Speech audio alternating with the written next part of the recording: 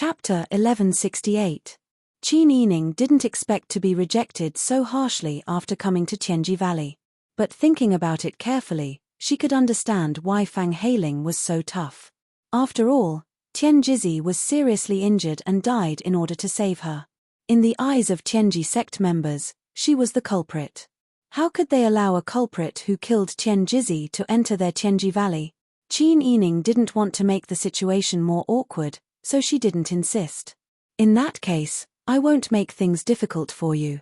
I do want to see Miss Lian, who is staying in your sect. Please make an exception for me. Fang Heiling knew that Qin Yining was of noble status. Seeing her being so gentle and not putting on airs, she felt much better. Her tone became much gentler. In that case, I'll order someone to send Miss Lian here. Thank you. Qin Yining nodded. Fang Heiling didn't stay any longer. She turned around and left with her fellow sect members. Mai Dong was a little hesitant. She bowed to Qin Yining, but didn't know if she should go back. Qin Yining smiled. Go back and tell your girl that I'm here, so she won't be worried for no reason. Yes. Mai Dong bent her knees and bowed. She turned around and left with Fang Heiling. Qin Yining helplessly returned to the room and sat down. Ji Yun gave Qin Yining a cup of honey water and sighed. I didn't expect Tianji sect members to be so tough. You can't blame them. From another point of view, if we had experienced that kind of thing, I'm afraid our attitude would be worse than theirs. Ji Yun pondered for a moment and nodded. Qin Yining didn't know when Fang Heiling would send Lian Xiaoju out, so he could only wait. In the afternoon, there was a knock on the wooden door. Grandma Kui heard the noise and craned her neck to look outside. She couldn't help but be curious when she saw a young man with 3 beautiful girls. But when she thought of the pharaoh-like girl living in the other courtyard, she thought that she must be rich and noble. It was normal for her friends to be beautiful, so she didn't find it strange. She tactfully told the old man not to disturb the girl living in the other courtyard if there was nothing important. As soon as Qin Yining heard the sound of the door opening, he personally came out to welcome them. Fang Heiling sent her off and stepped aside to let her in. She saw that Lian Xiaoju, who had grown a lot taller, was wearing a pea-green cotton jacket and a light yellow horse skirt. Her long black hair was combed into 2 rings. She looked much more spirited than before. Porridge. Qin Yining called out happily. Lian Xiaozhou's eyes were brimming with tears. She quickly ran over and hugged Qin Yining. Sister, you came to see me. Qin Yining nodded profusely as tears streamed down her face. Yes, yes. You've grown taller and more beautiful. I almost didn't dare to admit it. Lian Xiaoju sobbed and wiped her face. She said angrily, Sister, you're talking nonsense again. You only know how to praise me. How am I pretty? When Lian Xiaoju spoke, she was no longer as timid as before. She often stuttered. Although her voice wasn't loud now, it was no different from a normal person's. Qin Yining was both happy and sad. He hugged Lian Xiaoju and cried bitterly. Ji Yun and Bing Tang, who were standing beside them, also shed tears. After a while, Lian Xiaoju saw Bing Tang and hugged her again. Sister Bing Tang, stupid girl, I thought you couldn't see me. Bing Tang rebuked her, but she couldn't help but cry. Ji Yun wiped the corners of her eyes with a handkerchief and said, Let's not talk outside. Please come in and have a seat. Fang Heiling shook her head and refused. I'll just walk around outside. If you have any instructions, just let me know. After saying that, she cupped her hands and turned to leave the Kui residence. Lian Xiaoju looked back at Fang Heiling's back. Her eyes were filled with worry, and her slightly furrowed brows showed her concern. Qin Yining's eyes lit up. He looked curiously at Fang Heiling, who was striding away, and then looked at Lian Xiaoju. What's wrong? Are you on good terms with this young master Fang? Qin Yining asked very directly. Lian Xiaozhou's face turned red when she heard that. She stomped her feet and said angrily, Sister, you're always talking nonsense. Qin Yining saw Lian Xiaozhou's reaction and understood something. He couldn't help but laugh. Bing Tang and Ji Yun also understood and smiled sweetly. Lian Xiaozhou's face turned even redder. Sister, what do you want to ask? If you don't ask, I am leaving. She turned to leave. Qin Yining hurriedly pulled her and held her arm as they entered the house. Jing Zhe, Da Han, and the other three quickly went to guard the courtyard to prevent their conversation from being overheard. Lian Xiaoju entered the house and held Qin Yining's hand as she asked, "Sister, are you sick? You don't look well and you've lost a lot of weight." Qin Yining smiled comfortingly. "It's nothing. How have you been recently?" Lian Xiaoju nodded. "I'm very good. My life in the mountains is very comfortable. The people of the Tianji sect are also very good to me and take care of me. Although my range of activities is limited, my food, clothes, and necessities are all the best." Qin Yining understood and said, "It seems that the Tianji sect is very mysterious." "Yes. When I left the valley, I was still blindfolded. Young Master Fang brought me out." Qin Yining heard this. The other party had just entered the Tianji Valley and failed. He also accepted it. After all, the Tianji Valley was such a mysterious place. Bing didn't allow people to enter casually. Even Bing Tang was no exception. The people of the Tianji sect naturally had to guard against outsiders. Remembering the route was not good for this mysterious sect. Lian Xiaoju held Qin Yining's hand and shook it. She said in a timid voice, "Sister, your complexion is really bad. Did something happen outside?" Qin Yining held her slightly cold hand and patted it. "It's okay. I just got a little injured a while ago." "What do you mean by a little injured?" "Wang Fei's injury almost killed her." Bing Tang pulled a stool and sat beside Lian Xiaoju. He told her everything that had happened in the past few days, including the changes in the court, Pang Xiao and Qin Yining's difficulties, and Qin Yining's birth of a pair of twins. She had just finished her confinement and was taken to the capital. Not only was she abused, she almost lost her life. Even little Kanji's heart skipped a beat when she heard this. She asked anxiously, "Is Big Sister's injury better now? I didn't expect it to be so chaotic outside now. Is the Emperor more afraid of Wang Yi now? If Wang Yi doesn't fight, will he be targeted by the Emperor when he goes back?" Qin Yining touched Lian Xiaozhou's head. "The current situation is not optimistic. I didn't want to disturb your peaceful life, but after thinking about it, I still want to ask your advice on this matter." Lian Xiaoju nodded and said seriously, "Sister, if you have something to say, you can say it directly. I will do my best to do it." Chapter 1169. Qin Yining leaned closer to Lian Xiaoju and said in a low voice, "To tell you the truth, Your Majesty will definitely deal with Wang Yi in the future. At that time, not only him, but everyone related to him will be purged." Lian Xiaoju shuddered when she heard this. She looked at Qin Yining in horror. The Emperor is a jealous person and good at scheming. He has repeatedly set up traps for people to jump into. It's really hard to agree with him. She was afraid of Wang Yi. Perhaps she was worried that Wang Yi would threaten his position in the future. But you also know that Wang Yi is not the kind of person who indulges in power and influence. He values relationships more. The Emperor has a vile heart. He will definitely get rid of people as soon as possible. I'm really worried. If we don't make preparations now and the Emperor really takes action in the future, we can only sit and wait for death." Lian Xiaoju nodded in agreement. She said seriously, "Sister, what do you think we should do now? You asked me to come here. Is there something I can help you with?" Looking at Lian Xiaozhou's trusting eyes, Qin Yining took her hand and said seriously, "I do want to discuss this matter with you. I can guarantee that I won't hurt you, but I need you to cooperate with me and Wang Yi to do something. This matter may push you onto the stage, or it may put you at the heart of the storm. I can only promise you verbally that I will never put you in danger, and I won't let anyone force you to do something you don't want to do. But I don't have any evidence to prove that I'm not lying." Lian Xiaoju couldn't help but purse her lips. She looked at Qin Yining's gentle and trusting eyes and nodded slowly. "Sister, I believe you." Qin Yining didn't expect Lian Xiaoju to nod so quickly. He hurriedly said, "Don't blindly believe me. Think about your own wishes first. If you don't want to take the risk, I won't force you. I know Big Sister's character. All these years, Only Big Sister has sincerely protected and helped me. If Big Sister wanted to harm me, there were so many opportunities in the past. I know you treat me like a sister and won't harm me.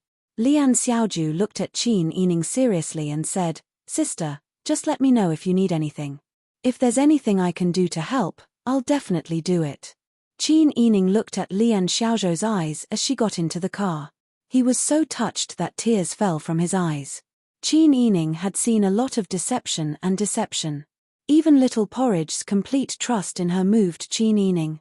Actually, thinking about it carefully, how lucky was she? The people around her treated her wholeheartedly, sharing life and death with her. This was the most fortunate thing that she felt was worth bragging about in all these years. All right. Qin Yining nodded with a slightly trembling voice. He leaned close to Lian Xiaoju and told her his plan. Lian Xiaoju was silent for a moment when she heard this. Big Sister, will this really help you and Wang Yi? Qin Yining nodded with certainty. Elder Sister, I will definitely cooperate with Elder Sister. However, will this matter be discovered? If it's discovered, it won't be good for Wang Yi to be slandered. I don't think so. I'll plan carefully when the time comes. That's good. Lian Xiaoju lowered her head. After a moment, she looked up again and said, Big Sister, as long as it can help you and Wang Yi, I have no objections to this at all. I'm just a little worried. Qin Yining didn't say anything immediately. He gave Lian Xiaoju time to think about it. After a while, Lian Xiaozong Fang said, Since the prince has set his heart on that position, my existence may be feared in the future. I'm afraid that in the future, it won't be easy for Wang Yi to protect me. That's indeed possible. After all, even if you're above everyone else, there are still many things that you can't control. But I definitely won't allow anyone to bully you. Lian Xiaoju said, I know that Big Sister is someone who means what she says. Since Big Sister thinks that this will be a great help to Wang Yi, then let's do it. Qin Yining stroked Lian Xiaozhou's long hair. I know that this is the result of your careful consideration. Right now, there's chaos outside. Actually, even if we follow this plan, we might not succeed in the end. But this plan is better. Lian Xiaoju comforted Qin Yining by patting him on the shoulder. Big Sister, let's do it this way. No more regrets. Lian Xiaoju chuckled. Since I've already decided, why would I regret it? The two of them looked at each other for a moment and couldn't help but laugh. Qin Yining tapped Lian Xiaozhou's nose and said seriously, I thank you on behalf of Wang Yi. If it weren't for Big Sister, I might have died long ago. Big Sister saved my life and protected me afterward. Big Sister treats me like a sister, but I can't do anything to help Big Sister. Now that there's a chance, and it's not like you want me to do anything, you just want me to cooperate. You won't hurt me or make things difficult for me, so what's so difficult about this? So I really can't accept Big Sister's thanks. Qin Yining said, This is different. These are two different things. You didn't have to participate in this matter and didn't have to take the risk. You know very well that living in seclusion can bring you more stability and comfort. Once you're exposed, your future will be in trouble. This is also why I didn't dare to use this plan when I first thought of it. Big Sister, you're worrying too much. How can things get to that point? Big Sister, you don't have to hesitate. I think this matter is feasible. Qin Yining nodded and looked gratefully at Lian Xiaoju. After a while, he said, Don't worry, I'll protect you. Lian Xiaoju nodded heavily. Bing Tang and Ji Yun had been standing at the side. Seeing that Lian Xiaoju and Qin Yining had reached an agreement and things were going so smoothly, the two of them were very happy. Bing Tang smiled and said, In that case, you can continue to follow Wang Fei in the future. We sisters can also stay together for a long time. Yes. Ji Yun nodded repeatedly. Wang Fei misses you when you're not by her side. Even little Porridge nodded happily. However, as she smiled, her smile gradually faded. If I follow Big Sister, I'll have to leave Tianji Valley. Yes. Qin Yining nodded, You'll have to follow me for a while. Thinking of the way Lian Xiaoju looked at Fang Heiling's back, Qin Yining suddenly seemed to understand something. Little Kanji, you and young Master Fang, Lian Xiaoju jumped up as if she was scalded and waved her hand repeatedly. No, no, no, big sister, don't talk nonsense. I'm just grateful to young Master Fang. During this period of time, I've been living in Tianji sect, but young Master Fang often came to the valley outside the sect regularly to deliver food to me. Even my Dong and Ban Xia are grateful to young Master Fang. Young Master Fang really helped me a lot in daily trifles. It was obvious that they had been together for a long time. Chapter 1170. Lian Xiaoju was of marriageable age, and Qin Yining had always kept her affairs in mind. Ji Yun and Bing Tang both had people they liked. It was rare for Lian Xiaoju to find someone she liked. However, Qin Yining was very afraid that his decision would delay Lian Xiaozhou's happiness. But thinking about it carefully, this was not a difficult problem. If Fang Heiling was interested in Lian Xiaoju, she would naturally try to find a way to meet him. She would not stop them from meeting. She was also an experienced person. She still remembered how Pang Xiao had taken the initiative to approach her. When Qin Yining thought about it, he was no longer so hesitant. Since he had made his decision, Qin Yining sent someone to find Fang Heiling. Young Master Fang, I have already discussed it with Xiaoju. She intends to travel with me when we return this time. He discreetly observed Fang Heiling's expression. Young Master Fang, thank you for taking care of her these days. Fang Heiling was obviously stunned. She looked at Lian Xiaoju in confusion. However, when he saw that Lian Xiaoju did not look reluctant at all, and that Qin Yining was very certain, he pursed his lips and did not say anything. Qin Yining took in his expression and couldn't help but heave a sigh of relief. It seemed that this was not Lian Xiaozhou's wishful thinking. Fang Heiling treated Lian Xiaoju with sincerity. Qin Yining softened his tone and said, Young Master Fang, thank you for taking care of her these days. Fang Heiling stiffly grunted in acknowledgement. Then, she put on her usual cold expression and showed some hostility to Qin Yining. She said distantly, You are welcome. This was originally young Master Mu's order. In other words, he was just helping her. If she wanted to thank him, she should ask Qin Yining to take care of Mu Jinghu. She did not need to care about him. Lian Xiaoju looked at Fang Heiling and slowly lowered her head. Then, she held Qin Yining's hand and asked, Sister, when are we leaving? Fang Heiling immediately glanced at Qin Yining when she heard the words Sister Daoist. Qin Yining saw his expression and concealed the smile on his lips without leaving a trace.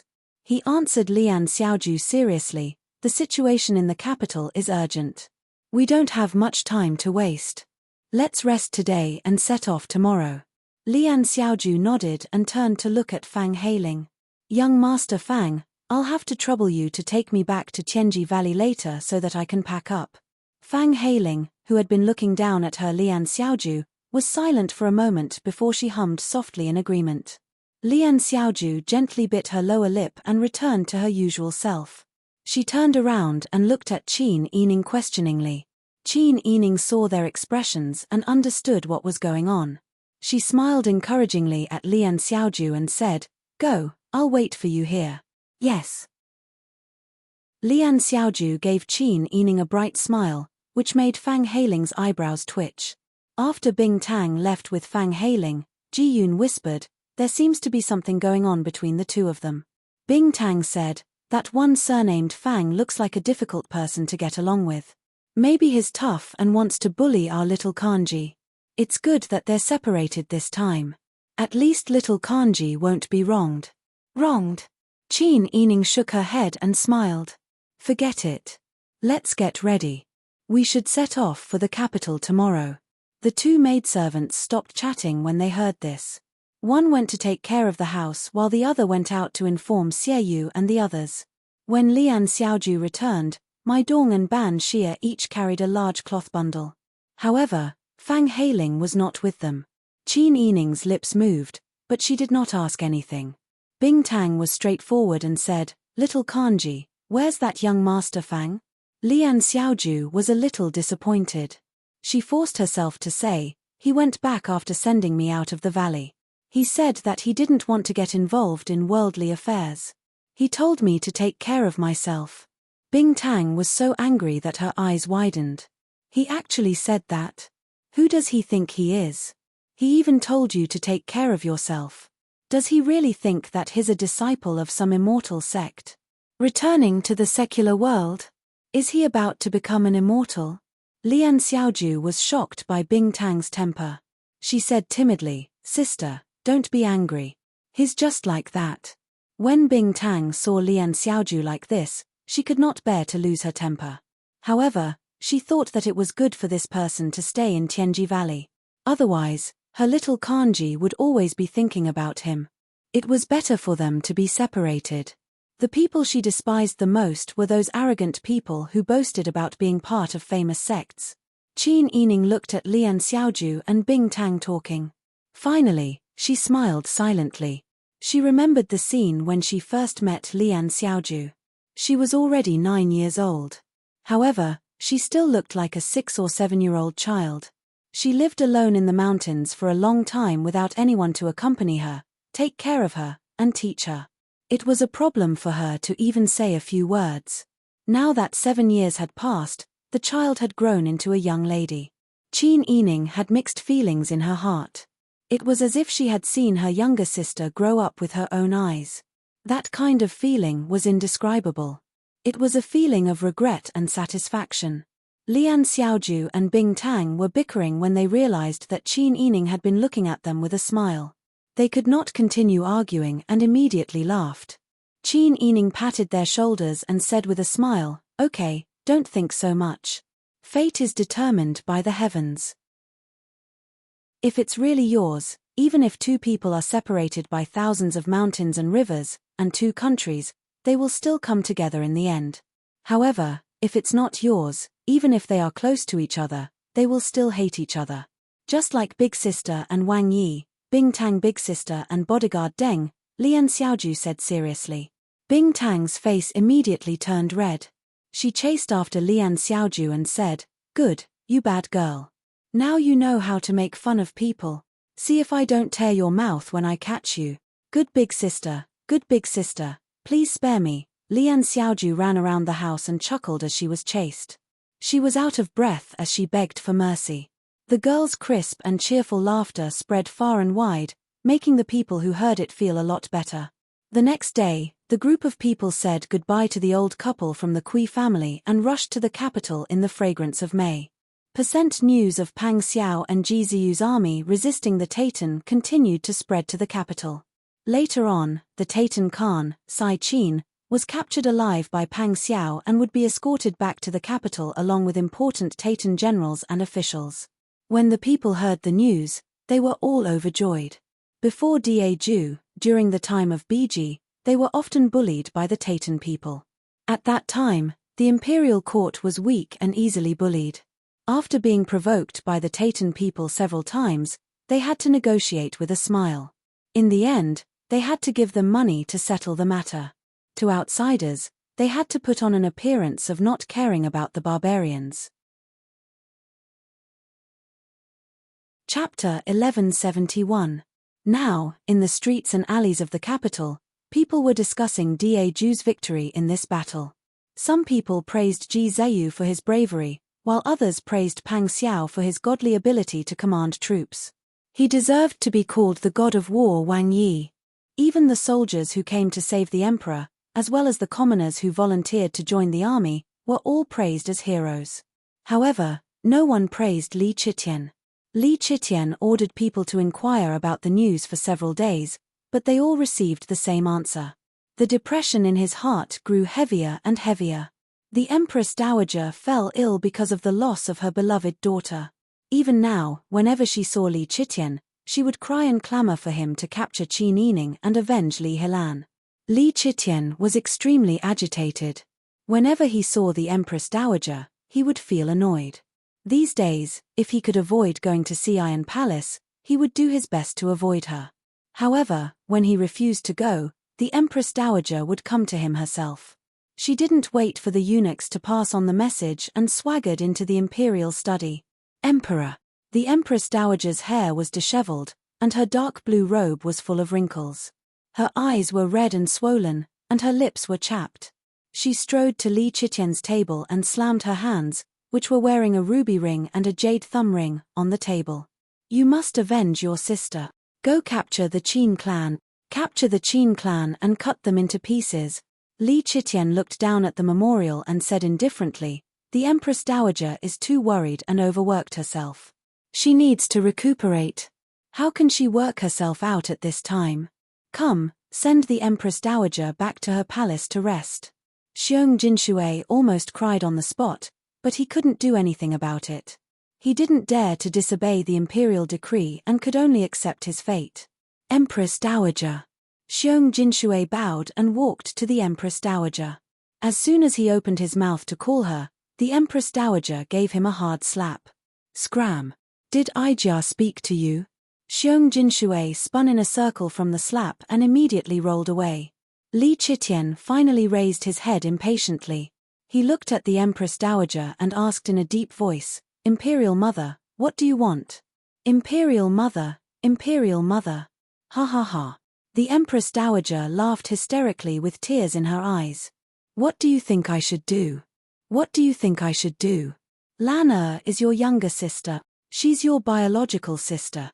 She was killed by someone, and now that her body is not even cold, you don't think of a way to avenge her. What kind of brother are you? Li Chitian slammed the booklet down impatiently, stood up with both hands on the edge of the table, and glared at the Empress Dowager. Mother, do you think I'm very idle? The Empress Dowager gritted her teeth and said, what do you mean by this? Our family rose from an ordinary family to where we are today, and Aijia has never asked you for anything. When was there a time when you didn't glare at Aijia and Aijia didn't object? But was this a small matter? Your biological sister was killed by someone. My biological daughter was killed by someone. Aijia is only asking you to avenge your younger sister. What's wrong with that? You're thinking of the problem too simply. Li Chitian rubbed the space between his eyebrows and suppressed his anger. I have so many things to deal with every day, and I have to face the ministers in the court with their own thoughts at all times, as well as the traitors who may turn around and rebel. You are Aijia's biological mother, and you don't know how much you care about Aijia and how considerate you are. Instead, you come to force Aijia everywhere. Aijia has worked hard enough, and there are enough things in Aijia's heart. Could it be that you will only be satisfied if Aijia is forced to do something bad? Who wants you to do something all day long? What, your empress and your concubine's family matters, they only need a few words from you to agree. Why does your mother have to come and beg you again and again? You've changed, you've completely changed. You're no longer that filial son. Unfilial? Li Chitian walked around the table in large strides and went straight to the Empress Dowager. He stared at her condescendingly. You say Aijia is unfilial. Do you know how the previous emperors treated their relatives who tried to rebel? The Empress Dowager was frightened by Li Chitian's imposing manner for a moment. What her mother's family had done was indeed not honorable enough, and this had become the most common topic for Li Chitian to use against her. The Empress Dowager's aggrieved tears fell down. Could it be that Aijia was the one who did those things? You always hold on to this matter and refuse to let it go. Could it be that you've forgotten who gave birth to you? You ungrateful ingrate. Yes, you are Aijia's mother. But you have to know, based on what those people in your family did, Aijia's punishment would be light if Aijia exterminated their entire family. If it weren't for the fact that you are Aijia's mother, do you think they would be able to live freely until now? You did give birth to Aijia. Could it be that Aijia is not filial to you? What do you want that Aijia won't satisfy? Right now, Aijia is unable to sleep at night because of the treacherous official's possible rebellion. As Aijia's mother, have you ever cared about Aijia? Have you ever helped Aijia with Aijia's worries? As Aijia's mother, have you never thought about treating your son well? Now you're saying these things to Aijia with such a resentful tone. Do you think Aijia won't do anything to you? You're threatening Aijia. If you're not afraid of bearing the infamy of murdering your own mother, then come and kill me. The Son of Heaven governs the world with benevolence and filial piety. You can't govern my ass. You. Li Chitian tightly clenched his teeth, and the lines of his jawbone were even more pronounced than usual. Right at this moment, The sound of hurried footsteps suddenly came from outside the shop. Someone quickly ran over and pushed open the door without any notice. Your Majesty. Your Majesty is in trouble. Li Chitian calmly looked towards the door. The person who had come was actually one of his calmest secret spies. For such a calm person to be so anxious and for a secret spy to run over in such a flamboyant manner, Li Chitian's heart skipped a beat. Could it be that Pang Zhishi had brought people over to attack? Li Chitian's face instantly darkened. Even the Empress Dowager, who was originally crying, was scared into silence. She looked at the secret spy in confusion. What's the matter? Report. The secret spy panted and pointed in the direction of the city. In the city, suddenly, someone posted a notice. It's a letter addressed to Your Majesty. What? A letter addressed to Ijia? Who has the guts to post it in the city? Replying to Your Majesty, the letter was signed by the prince of the previous dynasty, Zhu Lian. Li Chitian suddenly widened his eyes and was tongue-tied for a moment. The prince of the previous dynasty, Zhu Lian? Didn't he already kill all the princes and princesses of BG? He didn't even let off the clan relatives. How could there be another one now? Impossible. Back then, Ijia had already cleaned up the cruel remnants of the Zhu family from the previous dynasty. How could there be another prince of the previous dynasty? Anyone who dares to write a letter to Ijia and even dares to publicize it. They must have eaten a bear's heart and a leopard's gut. Go, investigate carefully and catch that madman who pretended to be a prince of the previous dynasty. The secret spy knelt on the ground, his legs beginning to tremble. Your Majesty, on that letter, there's the previous dynasty's imperial seal. Li Chitian was tongue-tied. He took 2 steps back and almost sat down on the desk. Impossible, impossible. Chapter 1172.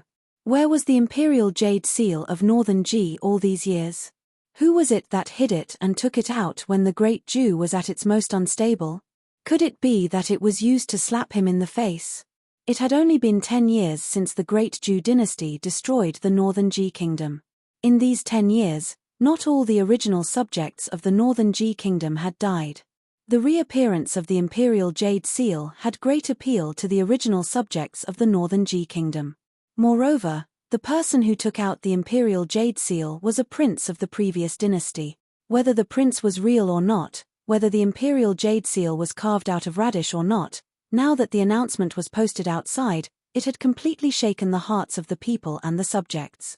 In the imperial court, there were originally 3 groups: the aristocratic families, the remnants of Northern Ji, and the surrendered subjects of Dian. His old subordinates and die-hard loyalists only made up a very small portion. Sadly, the biggest reason why his supporters could join the other 3 groups was because of Pang Xiao. Li Chitian was really panicking at this time. Now that Pang Xiao had become a strong enemy and could lead troops to rebel against him at any time, who could help him suppress the old subjects of the Northern Ji dynasty? The Northern Ji dynasty was, after all, a dynasty that had been passed down for more than 100 years. Those old officials and aristocratic families were closely connected, and their relationships were complicated. They were like a deep-rooted tree, its roots intertwined. Once the remnants of Northern Ji and the aristocratic families were shaken by the appearance of the imperial jade seal, he did not know how to stabilize the situation. Li Chitian thought for a long time, but it was only for a moment. He did not have time to quarrel with the Empress Dowager. He turned and ordered Xiong Jinshui to prepare a carriage. Hurry up, I want to take a look. Yes, Your Majesty. Xiong Jinshui turned and ran out. He ran so fast that he fell flat on his face and almost knocked out one of his front teeth. However, he did not dare to cry out in pain or delay. He got up and continued to run out. The imperial study was filled with a murderous aura. Even the Empress Dowager's anger was scared away. She knew her son. Li Chitian might be lenient with her on similar matters, but when it came to the country and the throne, he would not be merciful. She originally wanted to vent her emotions. Besides, crying, making a scene, and threatening to hang herself was a good method that had been tried and tested time and time again. It was a good method to control Li Chitian. Now that the court was in chaos and the time was not right, the Empress Dowager no longer insisted. She turned around and quietly left. Li Qitian had completely forgotten about the Empress Dowager. He was anxiously waiting for Xiong Jinshui. Xiong Jinshui almost knelt down when he heard such disgraceful words. However, Li Qitian's gaze was already fixed on the notice. He first looked at the imperial jade seal to make sure it was real, then carefully looked at the contents of the notice. When he read it, Li Qitian was so angry that smoke almost came out of his 7 orifices. Inside, he listed in detail all of his major and minor affairs since the founding of the dynasty. He listed when he was suspicious of the meritorious officials, when he ordered Pang Xiao to kill the commoners, when he treated the commoners well, when he spent all of his money on building the imperial mausoleum but didn't give the commoners food, when he was afraid of the meritorious officials, and when he organized people to falsely accuse Pang Xiao. In the letter, he was written as a despicable and shameless person. Even his subjects swearing loyalty to him was the greatest insult. The most hateful part was that, in addition to the previous dynasty's Prince Julian's name, the letter also said that the world had no ruler and that only the virtuous could live in it. Li Qitian was an incapable ruler, especially during last year's famine. Not only did he not provide the commoners with money, but he also messed with the commoners behind his back to deal with Prince Zhongshiren, who had gone bankrupt in order to feed the famine victims. Taitan attacked, but Li Qitian didn't allow Pang Xiao and the other prince's troops to enter the capital. He even told them to take a detour.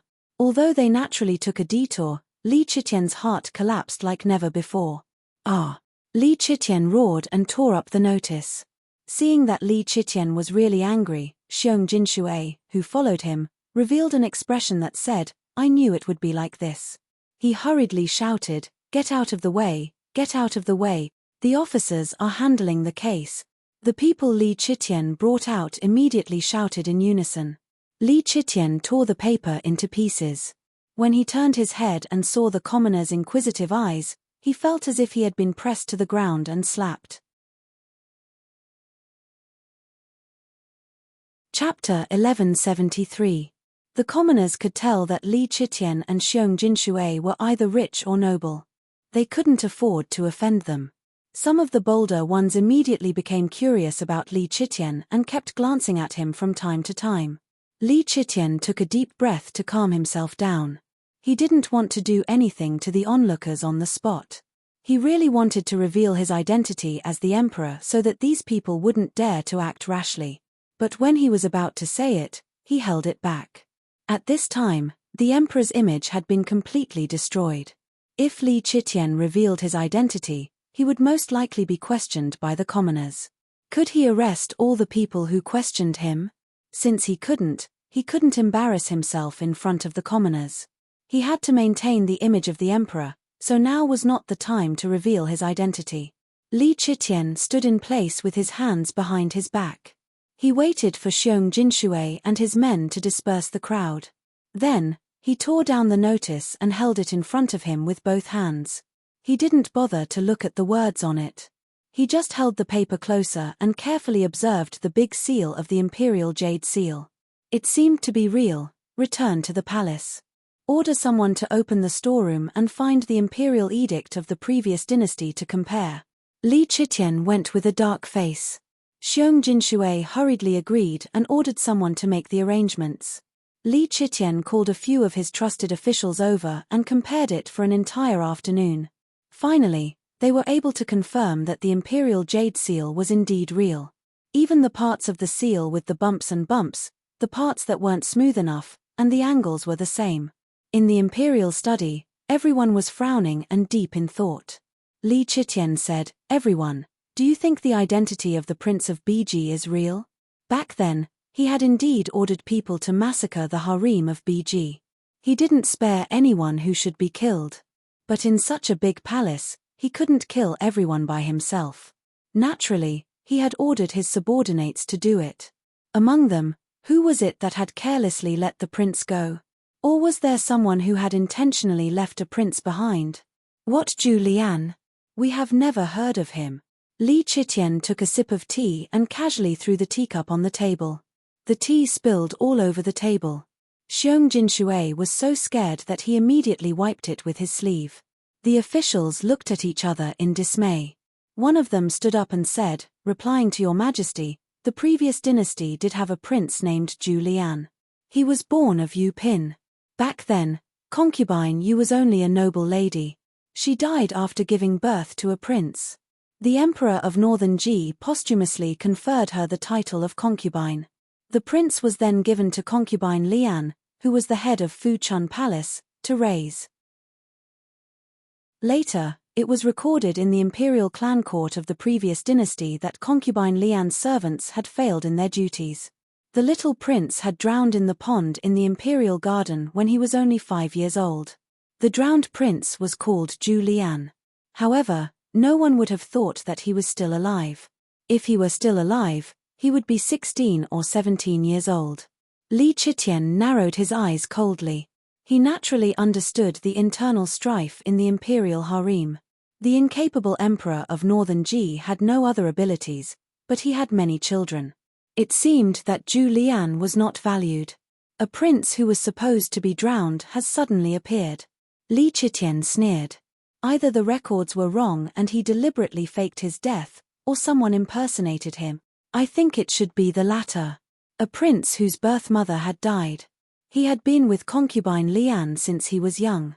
How could he have thought of preventing concubine Lian from faking her death and escaping? He must have really died. So now, someone was using the imperial jade seal of the previous dynasty to impersonate a prince of the previous dynasty. Li Chitian made this judgment. He was so angry that the roots of his teeth were itching. Seeing the emperor like this, the officials did not dare to say anything. Li Chitian rubbed his molars angrily. "What do you mean? You dare to order the world in front of me after obtaining the imperial jade seal of the previous dynasty? That Zhu Lian is simply shameless. We should tell the constables below to search the entire city for notices that were not posted in time." From Li Chitian's point of view, this was the best solution at the moment. Who on earth dares to spread rumors? Once I catch them, I will not let them off easily. The officials bowed their heads and hurriedly did as they were told. However, the process of searching was like searching for a needle in a haystack. The constables had limited manpower. Li Chitian later sent more Jingji guards to help, but the house-to-house search was very disturbing to the people. They used the excuse of arresting a famous bandit, but it made the people panic. The entire capital was shrouded in tension and solemnity. The people who had just experienced the baptism of war were most afraid of such a thing happening. Everyone was discussing it in private. What famous bandit? In the end, they all linked it to the matter of the notice a few days ago. Thinking about it this way, it made sense. The current emperor had seized power from the Biji kingdom. Now that a prince of the Biji kingdom had appeared, the current emperor was naturally afraid that the Biji kingdom would rise from the ashes. There were many smart people. Everyone thought of this reason and naturally did not dare to discuss it anymore. Finally, the people in the capital no longer talked about the previous dynasty's prince and the imperial jade seal. However, the capital also showed signs of dark clouds looming over the city, and it was in a state of panic. Just as the Jingji guards were wantonly searching, notices were posted on several main streets overnight. The location of the imperial jade seal was the same as last time, and the content was more or less the same. However, this time, the previous dynasty's prince, Zhu Lian, used his status as a member of the imperial family to severely criticize Li Chitian for being selfish and not caring about the lives of the people. The people had seen enough. When the Jingji guards and Shuntian prefecture arrived and tore down the notices, everyone had seen enough. The search continued for more than 20 days, but there were still no clues. At this time, a fast horse rushed into the capital. The rider on the horse raised a report of victory and shouted loudly, "Victory! Victory!" Prince Zhongshuren and Duke Dingguo attacked the Taitan capital and captured the Taitan Khan alive. Now that the Taitan people are without a leader, they have already ordered people to come out and surrender. The family of the Taitan Khan and the traitor Lu Heng have been escorted into the capital to await your majesty's decision. The rider on the horse urged the horse all the way to the imperial palace and repeated it loudly. He seemed very familiar with it. It was obvious that he had said this many times along the way. When the people heard this, they immediately clapped and cheered. The tension and haze of recent days were swept away. Everyone said, let's go to the city gate and see them escort the Tartars and traitors. Yes, yes, yes. For so many years, we have been bullied. We have really vented our anger. Prince Jongshiren and Duke Dingwa are mighty. This battle really wasn't easy, the people were jubilant. Even the elderly and the people who had experienced the Titans' iron hooves were so excited that they wiped away tears. It was because of the years of war that their lives were precarious and they wandered from place to place. What they longed for was a peaceful, stable, and self-sufficient life. Prince Jongshiren and Lu Heng worked together to achieve this. Chapter 1174. The Titan Khan had once bowed his head to Daeju after his defeat and brought his family to the capital to pay tribute. Who would have thought that in just a few years, the Titan Khan would become a prisoner? Such a huge success made the commoners celebrate and rejoice. For many years, the capital had never seen such a lively scene, even during the new year. The current scene could be said to be a celebration of the entire nation. Many patriotic vendors had even begun to prepare rice to give to the poor and beggars to celebrate such a huge victory. The liveliness on the streets naturally alarmed Shuntian Prefecture. The Shuntian Prefecture's magistrate immediately arranged for his subordinates to go to the streets together with the Jingji guards to maintain order among the commoners, forcing the commoners to gather around the streets. If any of the commoners pushed, they would immediately be scolded and even hit by the Jingji guards with their scabbards. In this way, the chaos on the streets could cool down again. At this moment, the sound of horse hooves and wheels could be heard from the city gate. Everyone craned their necks to look and immediately saw a row of prisoner carriages being escorted by the border army. The first prisoner carriage had a man with disheveled hair and an unshaven beard. Looking at the tattered clothes on his body, it was obvious that he was a Titan noble.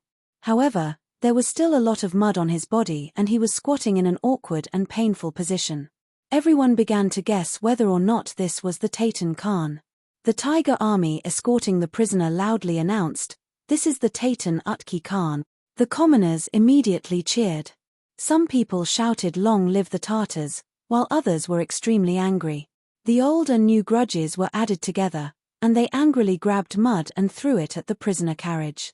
There were also those whose families had been killed by the Tartars. They simply rushed onto the prisoner carriage and grabbed Utki Khan's hair, wanting to pull him out.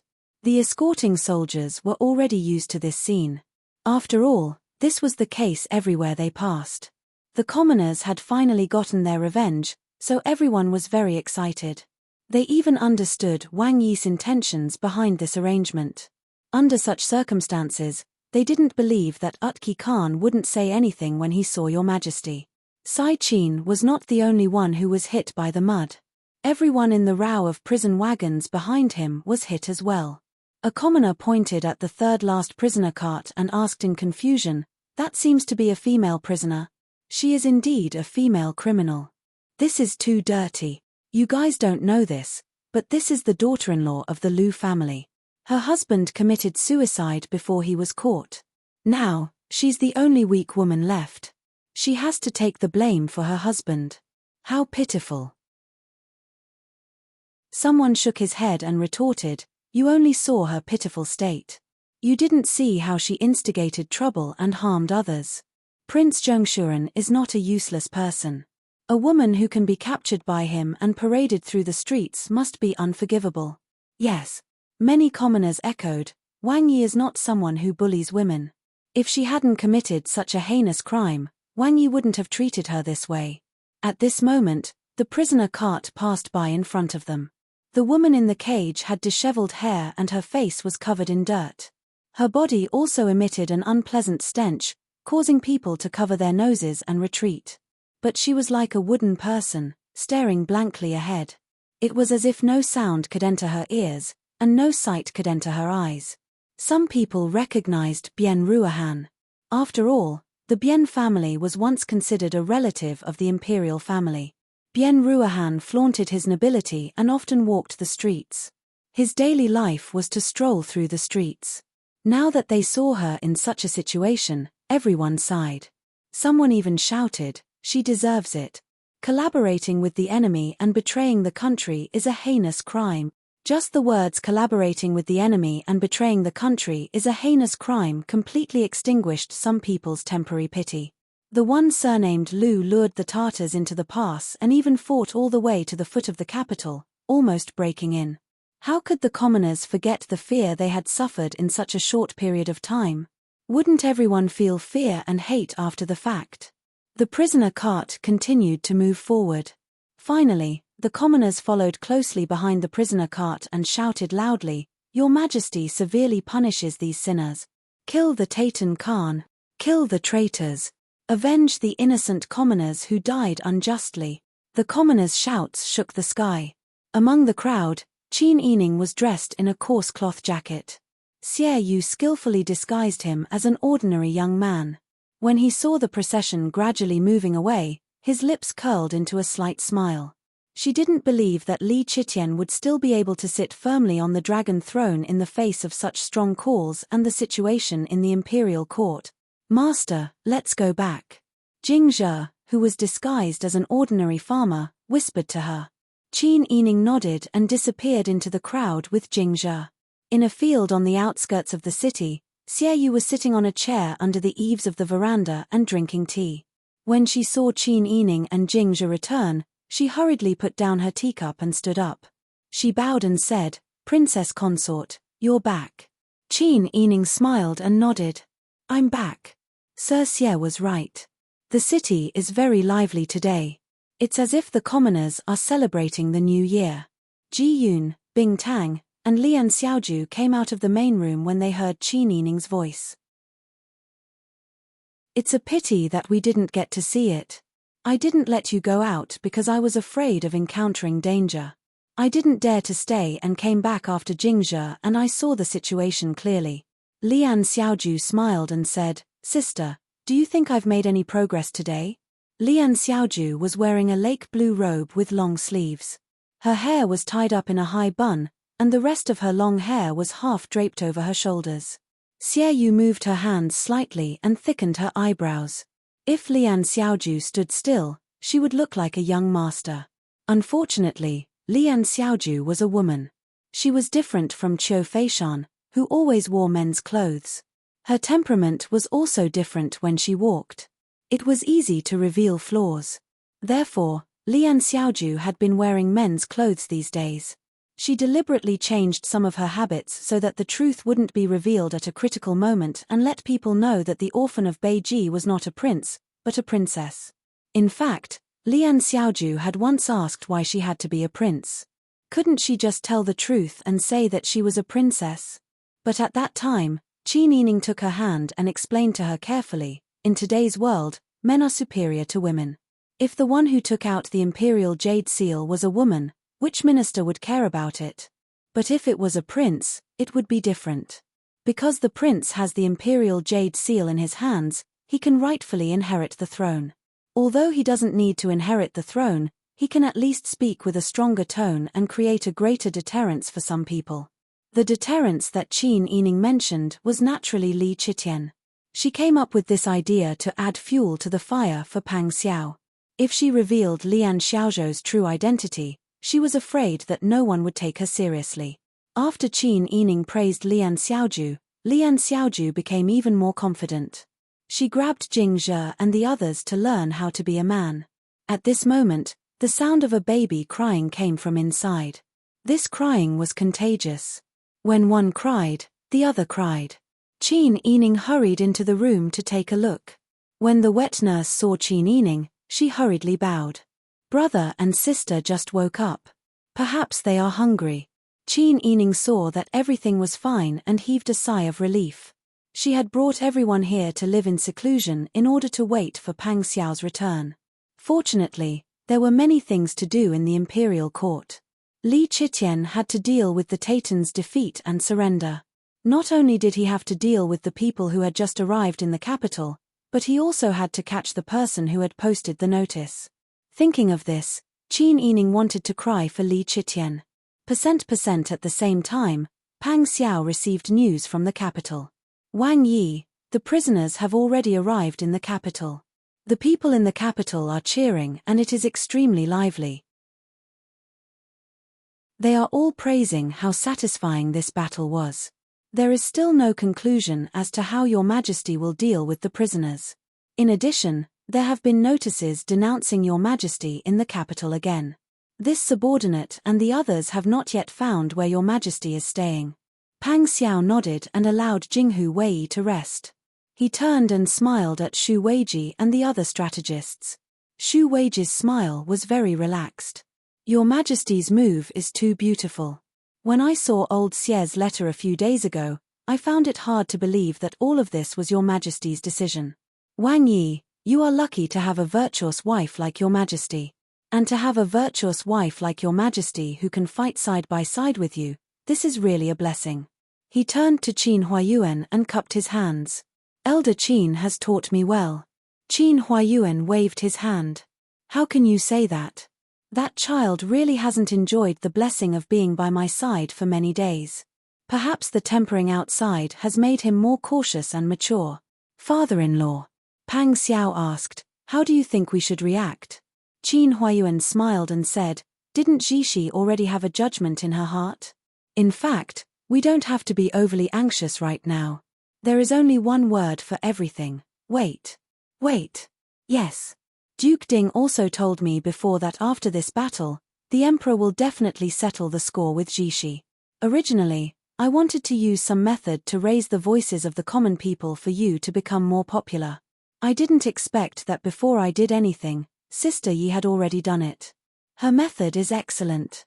This way, not only can it divert attention, but it can also force the Emperor to make some wrong decisions. It can also continue to establish Jix's image in front of the people of the world.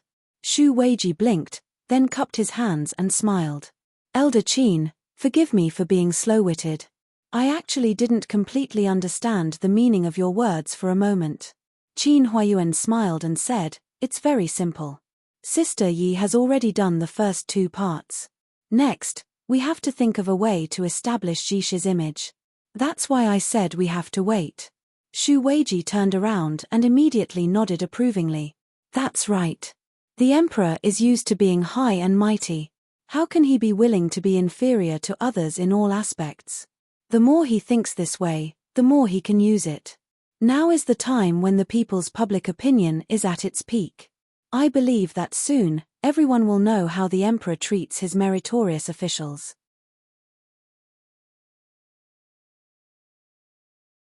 Chapter 1175. Qin Huayuan's words made everyone's expression change. These days, they had been stationed at the border. Ji Zheyu had been stationed at Beijiang for many years, so he was very familiar with the various strongholds here. As such, the Dragon Legion Corps had been assigned to guard Tianyu, Tianshu, Tianmen, and Tianlang.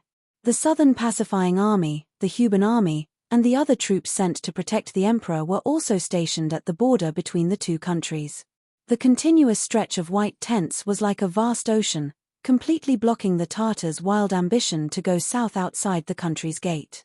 They were all people of Daju, and they had had enough of the Tatans' harassment.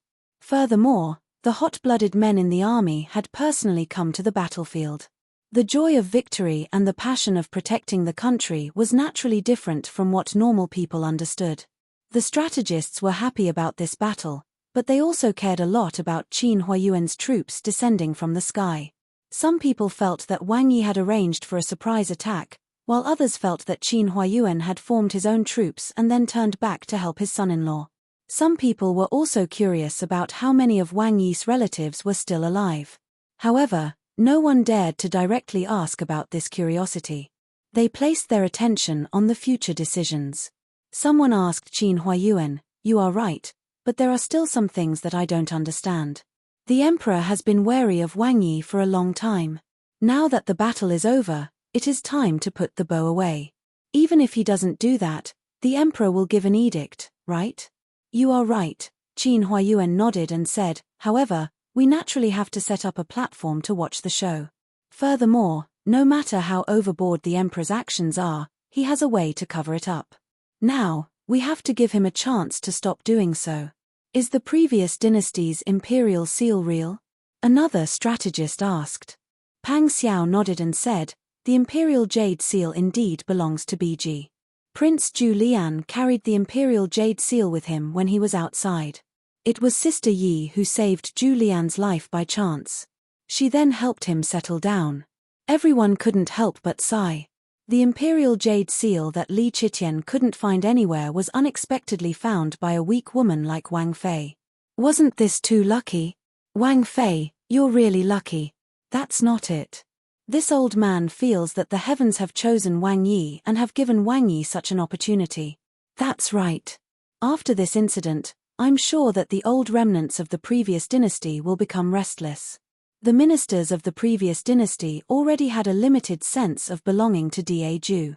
I think the ideology of BG has been deeply rooted for many years. The appearance of the imperial seal is already shocking enough, not to mention the presence of a prince. With the prince of the previous dynasty, some of these officials will definitely have high hopes for the restoration of the northern Ji country. We don't know what they will do then. Xu Weiji smiled and looked at Pang Xiao without saying anything. Only a small number of people knew that Wang Fei didn't save a prince of the previous dynasty, but a princess of the previous dynasty. This feeling of having secrets with Pang Xiao made people feel that they were particularly important. Xu Weiji and the others who knew about this only smiled and didn't speak, looking leisurely and profound. At this moment, the sound of hurried footsteps came from outside the tent. Huzi strode in and presented a torn piece of paper to Pang Xiao. Panting, he said, Wang Yi, this is an open letter written by the Prince of BG to Wang Yi and Duke Ding. It's posted in Tianyu Pass. What? All the strategists were shocked. They stood up and said, we were just talking about this.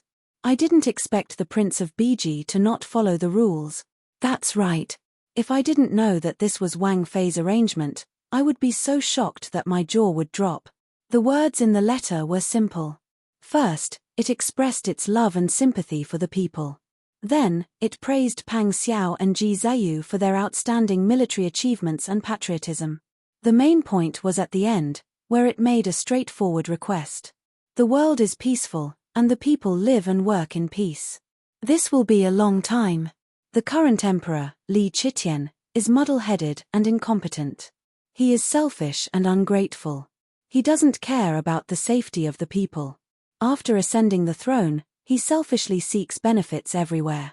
He doesn't care about natural disasters or the lives of the people.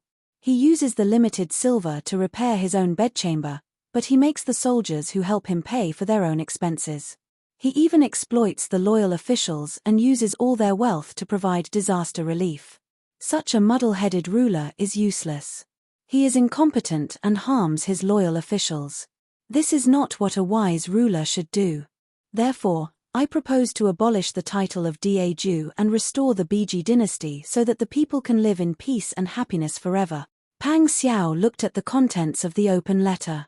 He first narrowed his eyes and pondered for a moment. Then, his eyes flashed and he suddenly looked up to meet Qin Huayuan's gaze. Qin Huayuan smiled and nodded while stroking his beard. Xu Weiji, who was standing at the side, thought about it 1,000 times. In the end, he smiled in relief. It seems that Wang Yi will return to the capital soon. It seems that Sir Xu agrees that Wang Yi should listen to this proposal. A strategist asked unhappily. Xu Weiji smiled. This old man thinks that this is quite reasonable. The emperor is heartless. It is indeed time to change the dynasty so that the people can live better lives. This is also the reason why we have followed Wang Yi all these years.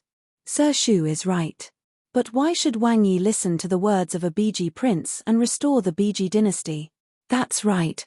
As soon as these words came out, a few people immediately nodded in agreement and said angrily, His Highness has been on the battlefield for many years and has made great contributions.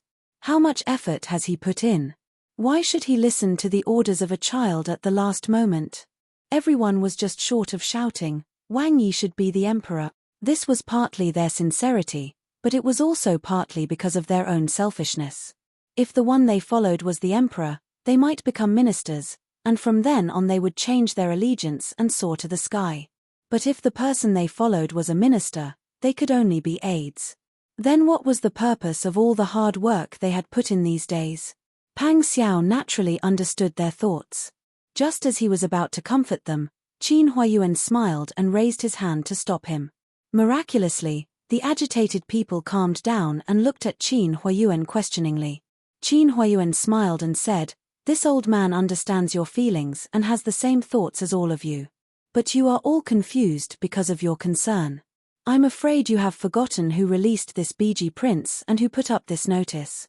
The tent suddenly fell silent. The people who were arguing just now suddenly understood and couldn't help but shake their heads and laugh. "We are really confused. I actually forgot the most important thing. You are also confused because of your concern." Qin Huayuan and Pang Xiao both waved their hands. Since the princess consort had deliberately arranged it, everyone knew what was going on. "Wang Yi, are you planning to return to the capital?" Everyone's eyes gathered on Pang Xiao. Pang Xiao took a deep breath and his eyes gradually became firm. "Yes, it is time to return to the capital. Let's start preparing these days." The entire Daju was immersed in a jubilant atmosphere these days, especially the people in the capital. Every day, it was as if they were celebrating the new year. Even those who usually haggled with others didn't bicker anymore. Li Chitian, however, wasn't as relaxed as everyone thought. It wasn't difficult to capture these people and kill them. But now, the biggest problem was Pang Xiao. He was a brave and good fighter who held a large number of troops at the northern border and could bring troops back to attack at any time. Without the threat of Tayton, the threat of his imperial court seemed to be more serious than before. The most infuriating thing was the open letter that Zhu Lian had written to Pang Xiao and Ji Zhayu. This time, it wasn't just in the capital, but in all the major cities in the country. This person held the imperial jade seal and specialized in slandering him. He also wanted to instigate his subordinates to rebel. His wild ambition was obvious. These days, at least 3 or 4 sets of porcelain in the Imperial Study and Yangshan Palace Hall had to be replaced every day. Even this wasn't enough for Li Chitian to smash. "Bastard!" Another angry roar came from the palace hall, followed by the sound of porcelain shattering that the eunuchs were already used to. Li Chitian flew into a rage and cursed incessantly. Xiong Jinshui led the eunuchs to quietly clean up the mess, but they accidentally became the emperor's punching bag. Every one of them was kicked several times. "Kill him. We want to kill him." After venting enough, Li Chitian calmed down a lot. He sat down quietly and thought about countermeasures. After a while, he summoned a few trusted aides and spies to make a series of arrangements. "Go to the north and contact Jilan. Quickly send us a message." "Yes, Your Majesty, don't worry. We will definitely take care of this matter." Li Chitian nodded and said, "Oh, that's right. I forgot to deal with the Tayton Kargan these days. Bring these people to the imperial court tomorrow. We will deal with them accordingly." "Yes, Your Majesty." This reply was very exciting.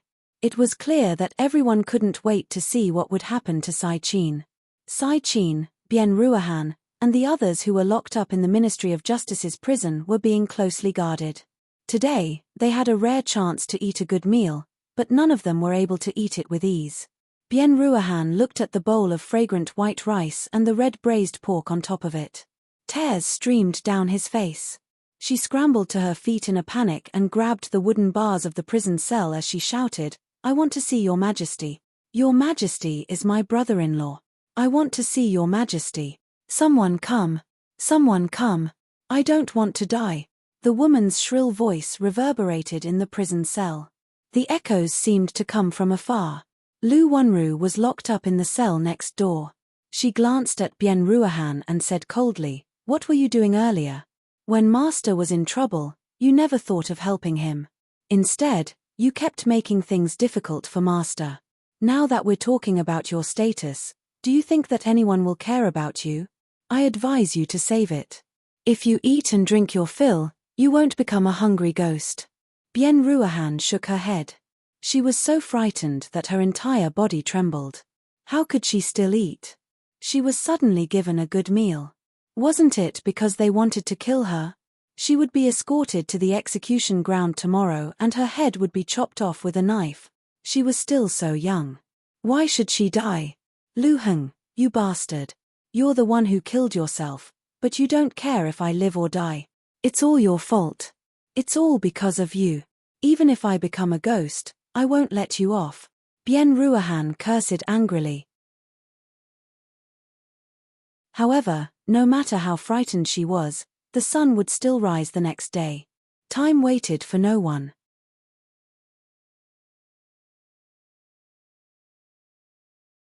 Chapter 1176. What else could there be? This is the best time to praise his own achievements. Li Chitian won't let go of this opportunity. Bing Tang curled his lips. Qin Yining sighed, I'm afraid that after today, those people will all be executed. Could it be that Princess Consort sympathizes with them? Ji Yun saw Qin Yining frown and couldn't help but ask. Qin Yining raised his eyes in surprise and then laughed. Do you think I'm some kind of Buddha-hearted person? Those people aren't innocent. It's not unjust for them to end up like this.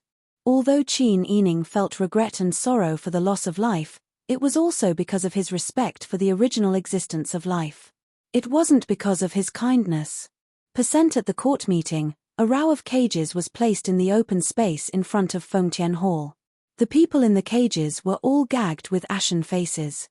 They could only watch in despair as the officials in the hall looked on like livestock. Today, the officials didn't have to abide by the rules as they usually did. They all pointed at the cages and some of the more hot-tempered generals even pointed at Sai Qin and cursed at him, cursing his ancestors, especially his female ancestors.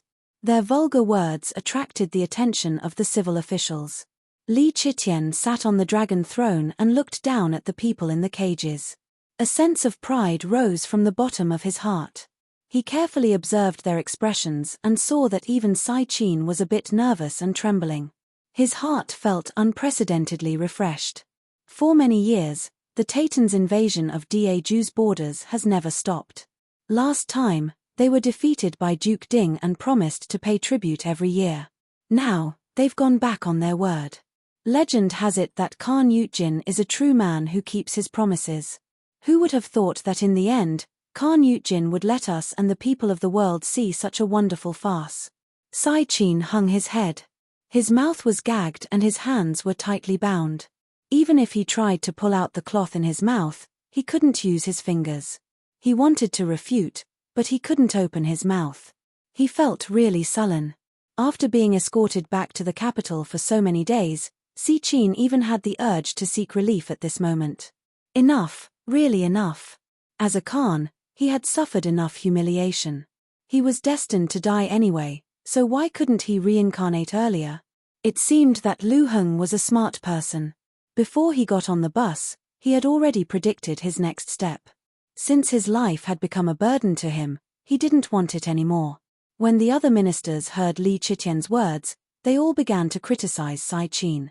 Words such as going back on one's words, being ungrateful, and being utterly heartless were all thrown into Si Qin's ears without hesitation. The continuous days of torture and the abuse of the people along the way had almost driven them crazy.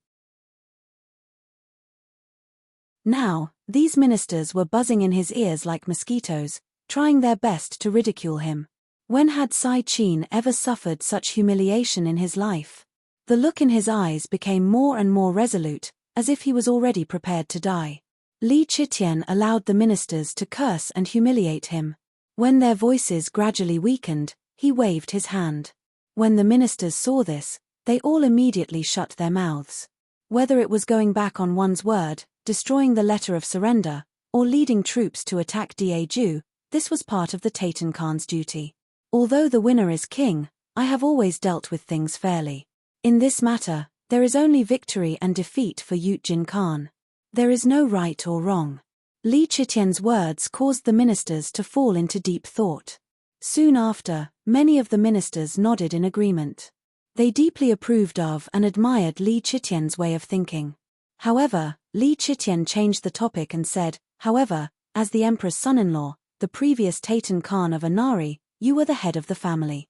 You were also the one who recognized your worth. However, you killed your wife because you wanted to seize the throne. Such ruthlessness and unscrupulous methods truly makes one's heart turn cold. There were many different opinions about Anari Khan's death, and it was very difficult to obtain an accurate answer. However, Li Chitian's words were 100% certain that Sai Qin's expression would change. Sure enough, Sai Qin seemed to have been poked in his sore spot. Although he was locked in a cage, he violently twisted and struggled. Bright red drops of blood slid down his wrist, down his dirty sleeve, and finally dripped to the ground. Despite this pain, Sai Qin still did not give up struggling. His eyes were bloodshot as he glared at Li Chitian. What? Could it be that I was wrong? As the Khan of Anari, he wholeheartedly trusted you and entrusted you with all matters, big or small. But what about you? You coveted the position of Khan and even betrayed your family. You killed your wife with your own hands and framed others. You are such a despicable person. Just looking at you is enough to dirty my eyes. Woo. Woo. Sai Qin struggled even more fiercely. Oh. You still have something to say. Li Chitian raised his eyebrows as if he had seen something funny. He waved his hand and laughed. Go and remove the rag from his mouth. I want to hear what this Taitan Khan has to say to defend himself. Yes.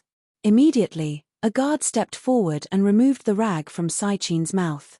Sai Qin's mouth was dry and his throat was dry. He coughed for a while, and even his tears were on the verge of flowing out. Only then did he calm down. Li Chitian was not impatient. After waiting for a while, he heard a hoarse voice speaking in fluent Daju's language. You say that this Khan is despicable. Are you saying that you are not despicable? You are a fatuous ruler who conspires to murder his loyal subjects and only cares about the lives of his people. You. Li Chitian was furious. He suddenly regretted giving Sai Qin a chance to speak. He had originally thought that Sai Qin and his party were already at death's door. Who would have thought that Sai Qin still had the guts to speak? Hearing Sai Qin's outrageous curses, the ministers all looked askance at him. Li Chitian wished he could shut Sai Qin's mouth, but he was the one who had said it, so he could not go back on his words. Sai Qin saw Li Chitian's expression change and laughed loudly. What son of destiny? You are just a mediocre person who stole other people's achievement. Tian Jiz's divination once said that the position of emperor was held by the Ziwei Emperor Star. Are you the Ziwei Emperor Star? Think about what you have done all these years. What have you done for the people of your country? I see that you are like a rich man who suddenly struck it rich. You only care about your own enjoyment and don't care about the suffering of the people. You don't even want to hear a word about you, but think about it carefully. How can you compare to the Ziwei Emperor Star? Everyone knew about the legend of the Ziwei Emperor Star. They had also heard of Tian Jiz's divination, but no one dared to mention it in front of Li Chitian. Today, after being exposed by Utki Kagan, everyone started to panic. They didn't know what Li Chitian would do to ease the awkwardness. They had heard everything, so they wouldn't be silenced, right? Li Chitian was furious, but he was afraid that his ferocious expression would make him look guilty. He took 2 deep breaths to calm himself down. Treacherous villain. You are about to die, yet you are still trying to sow discord between the monarch and his subject. Forgive me for speaking bluntly, but who in the imperial court are you related to? Do you think they really trust you? Sai Qin looked around, then shook his head and laughed. What a waste of resources. If my Taitan had as much land and resources as Daju, I am confident that Taitan would be 10 times or even 100 times more powerful than you are now. You have the most advantageous conditions, but you have made a mess of things. Go and ask the people of your country. Who was the one who used money to buy food for the disaster relief? Did they thank you, or did they thank the people who helped the disaster relief? Shut up, shut up. Li Chitian was finally angry. He pointed a trembling finger at Sai Qin and shouted, Men, skin this person alive. As you command. Seeing that the other ministers did not respond, Xiong Jinshui had no choice but to quickly walk forward and hurriedly call out to the generals in front of the hall. Hurry up, His Majesty's decree, can't you all hear it? The great Han general and the imperial bodyguards seemed to come back to their senses. They hurriedly opened the cage and took Sai Qin out. His face seemed to be covered with frost, and his forehead was sweating profusely.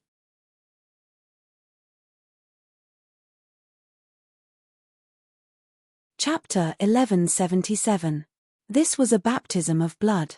The blue stone bricks in front of Fengtian Palace were soaked in blood. The smell of blood and a foul smell from the human abdomen filled the air, causing everyone's hair to stand on end. Some people even lowered their heads and closed their eyes, not daring to look at the scene. The pain of having one's flesh cut and bones scraped was not something a normal person could endure. Sai Qin fainted many times from the pain. When he woke up, he would continue to scream, and when the pain reached its peak, he would faint again. For example, Bian Ruohan had already fainted from fright. Sai Qin's subordinates were all trembling, and some of them had already peed in their pants. Seeing the people they used to get along with all day being cut and scraped to the point where only bones and internal organs were left, no one would be able to endure it and would collapse. Cut in half. Li Chitian stood on the high steps, his eyes filled with excitement after seeing blood. He pointed at the other people in the cages. Drag these rebels to the Meridian Gate, as you command. After witnessing the death of 1,000 cuts, all the palace servants, imperial bodyguards, and great Han generals were covered in cold sweat. They were all tense and their voices were much louder than usual. Those in the cages who had not fainted from fright widened their eyes in horror when they heard the words cut in half. They wanted to open their mouths to beg for mercy, but their mouths were blocked. They could only look at Li Chitian and repeatedly nod their heads. Those who were cut in half did not die immediately. In fact, it took 4 to 6 hours for them to breathe their last. Compared to death by 1,000 cuts, being cut in half at the waist was just as painful. None of the officials dared to say anything to persuade him. At this time, everyone felt a chill run down their backs. When Li Chitian's bright eyes swept over them, their hair almost stood on end. Killing the Tatan Khan was no doubt satisfying, but everyone could feel that the emperor's actions were also a show of strength. The cages were lifted onto the prison cart and transported to the Meridian Gate. The news of the Tatan Khan being executed by 1,000 cuts and the rest being cut in half at the waist was posted by the Yamen. The commoners spread the news from 1 to 10, 10 to 100. By noon, the space in front of the Meridian Gate was packed with onlookers. The Jingji guards split into 2 rows and passed through the 2 sides of the road, pushing the commoners behind them. They opened up the road in the middle and transported the prisoner carriages to Meridian Gate. Qin Yining frowned in the crowd. He turned around and said to the people around him, "Let's go back. Don't you want to take a look? There's nothing much to see. Let's go back." Qin Yining didn't hate those people so much that she wanted to see them being chopped in half and dying slowly. Even if they were her enemies, she couldn't bear to see them die in such a way. "You are just too kind." Jing Zhe and Xiao Shui followed him on his left and right. They escorted Qin Yining, who was dressed as a teenager, out of the crowd and took a detour back to the farm. The cruelty of the torture in the capital was known by the whole nation. The most surprising thing was that the news of Sai Qin's death by 1,000 cuts spread to the Tatan, but it didn't cause any ripples. Because the Tatan Khan had been captured by Da Ju, the Tatan had no leader. Moreover, Pang Xiao and Ji Zayu had joined forces to suppress any thoughts of rebellion. The imperial court began to anxiously fight for the one and only position. The Tatan imperial court is so busy fighting for the throne that no one cares about the life and death of Jin Khan. It makes one sigh. Xu Weiji held the teapot and poured tea for Qin Huayuan, Pang Xiao, and Ji Zayu. He then gestured for them to drink. Everyone took a sip of tea and sighed at the same time. Ji Zayu asked Pang Xiao, "Have you decided on a date to return to the capital?" Pang Xiao nodded, "The provisions have been prepared. We can leave at any time." "Lan, what do you plan to do from now on?" Xu Weiji and Qin Huayuan both lowered their eyes and sipped their tea.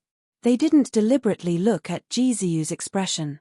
This was out of respect for Pang Xiao's good friend.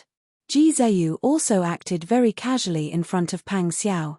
He smiled and said, "I've already thought about it. The Dragon Legion is currently guarding the Heaven's Gate. The Dragon Legion is familiar with this place. Furthermore, the Titan won't be able to invade the south. There's no need to worry about this place. I plan to return to the capital with you. Ji Ziyu's words shocked Qin Huayuan and Xu Weiji. Pang Xiao said that he was going back to the capital, but in fact, he was going with the Tiger Army and the South Pacifying Army. It would be easy for the South Pacifying Army to go together. Feng Dazhuang was Pang Xiao's trusted aide, so he could trust him. However, the commander of the Tiger Legion, Gao Wenliang, was there. If they wanted to take the Tiger Legion away, they would have to deal with Gao Wenliang first. To put it bluntly, Pang Xiao was going to the capital to rebel against Li Qitian. If Ji Ziyu wanted to protect himself, staying at the border was the best choice. If he went back with Pang Xiao, he would definitely be dragged into this conflict. Qin Huayuan looked up at Ji Ziyu and Pang Xiao. He knew that Ji Ziyu and Pang Xiao were sworn brothers and were best friends. However, thinking about it, wasn't the Emperor of Heaven also a sworn brother of Pang Xiao? In the end, wouldn't he still be afraid of Pang Xiao and try to kill him? From Ji Ziyu's perspective, not reporting Pang Xiao was already very loyal. Now that he was going back, he was going to help Pang Xiao. This kind of action was really unexpected, and it was especially moving. Pang Xiao looked at Ji Ziyu with some worry and disapproval in his eyes. Lan, I understand your good intentions and I'm very grateful. However, you know very well what I'm going to do this time. Swords and knives have no eyes on the battlefield. Things in the world are unpredictable.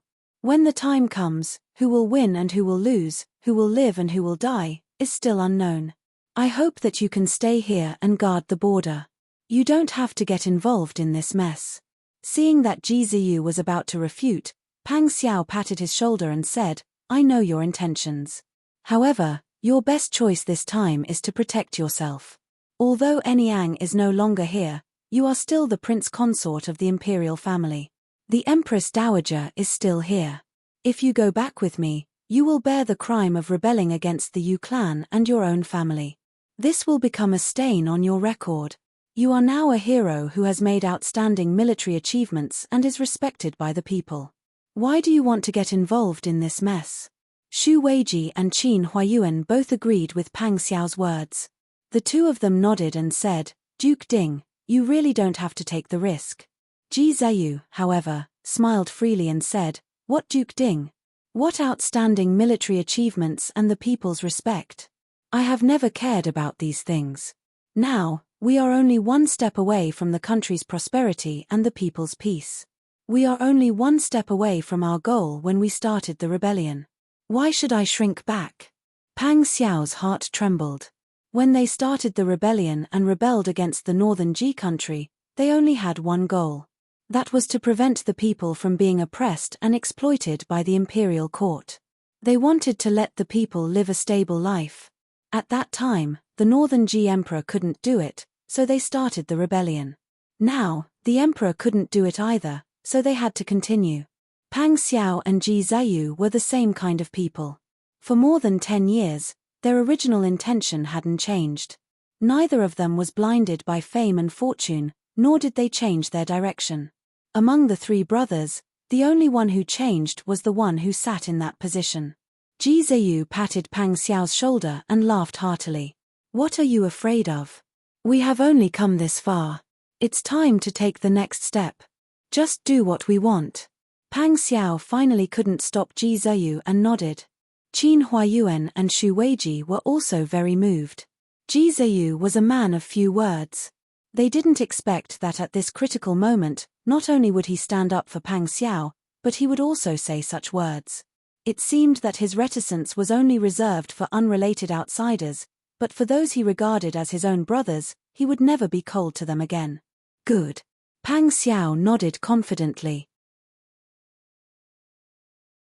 Since that's the case, let's prepare to set off. Ji Ziyu heard this and nodded with a smile. At the same time, Li Qitian, who had taken care of the Titan Khan and the rebels, was finally in a better mood. He ordered people to continue arresting people suspected of being the previous dynasty's Prince Julian, and expanded the scope of the search to the surrounding towns. This kind of search exhausted Shuntian Prefecture and the Jingji guards. They searched twice in a row, but didn't find anyone. By the third search, everyone was too lazy to look carefully. There were so many people left and right. Everyone was on the list, and no one was suspicious. How could they just casually arrest someone? Even if they could find a youth of similar age, they still had to find the previous dynasty's imperial jade seal. Otherwise, with the emperor's temper, they would definitely be severely punished. After avenging the previous disgrace and killing the rebels, the capital once again fell into a state of panic. Some commoners didn't even dare to leave their homes. They only came out when there was nothing to eat at home. It wasn't just the commoners. Even the high-ranking officials and nobles, after the bloody scene in front of Fengtian Palace, had a great change in their understanding of the emperor. No one dared to provoke him at this time. Even the families of the imperial court officials kept a low profile. The entire capital was shrouded in a layer of dark clouds. Li Chitian couldn't find the previous dynasty's prince, so he pointed the finger at Pang Xiao. He mobilized 3,000 troops and arranged for Song Deqiu and Lei Guaneng, 2 trusted aides, to be imperial envoys. They went directly to the border to announce the imperial edict. Prince Zhongshiren, who had committed 11 serious crimes, was escorted back to the capital. He also announced Pang Xiao's crimes to the world. This time, Li Chitian's words were sincere. He wrote the tone of a sworn brother and a conscientious ruler.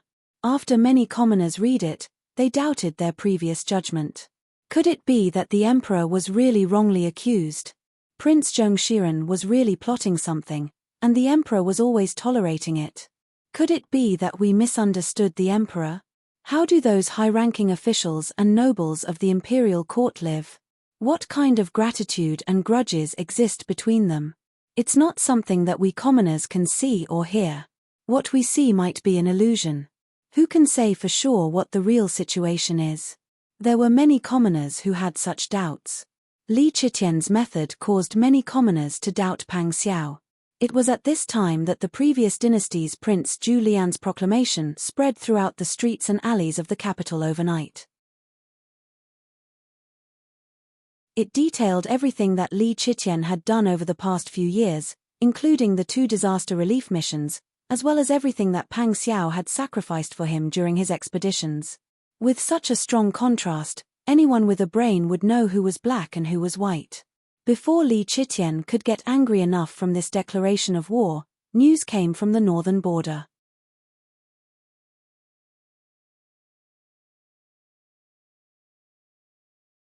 Chapter 1178. Returning to court. Who gave him the guts? Zhen's imperial envoy hasn't arrived yet and hasn't given him a decree. He actually dares to come back like this. Li Chitian was shocked and angry. He paced back and forth with his hands behind his back. Only the sound of his footsteps and heavy breathing could be heard in the imperial study. After a while, Li Chitian immediately issued a decree: Northern cities, use all your strength to intercept Pang Xiao's group. Whoever can capture Pang Xiao alive, Zhen will grant that person the title of Duke, hereditary. One had to know that for hundreds of years, there had been a rule in BG that all titles of nobility were nobility. That was to say, the title of nobility was inferior and hereditary. There were very few hereditary titles. Now that the Son of Heaven was willing to open his golden mouth, it was clear how much he feared Prince Zhongshiren returning to court. Pang Xiao had outstanding military achievements. Now that he and Ji Zheyu had defeated the Taitan together, his status in the hearts of the people had already risen to another level. Even though Li Chitian tried to slander and obstruct him, the prince of the previous dynasty had repeatedly opposed him. Every time, it was with great momentum and was impossible to guard against.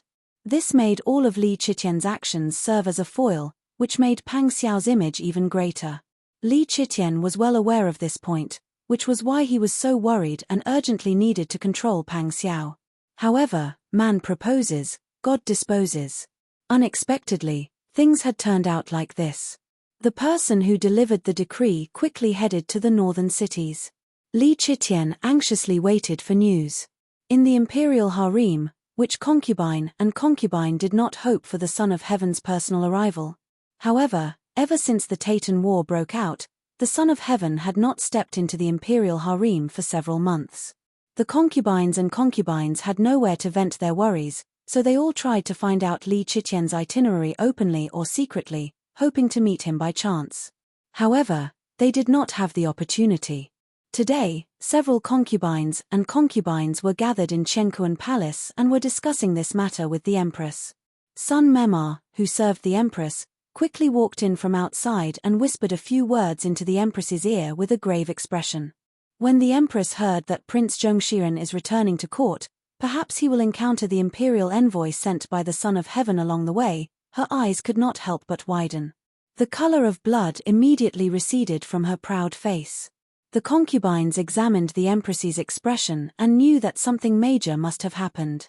Otherwise, this person who handled matters so calmly would not have such an expression. Niang Niang, is something troubling you?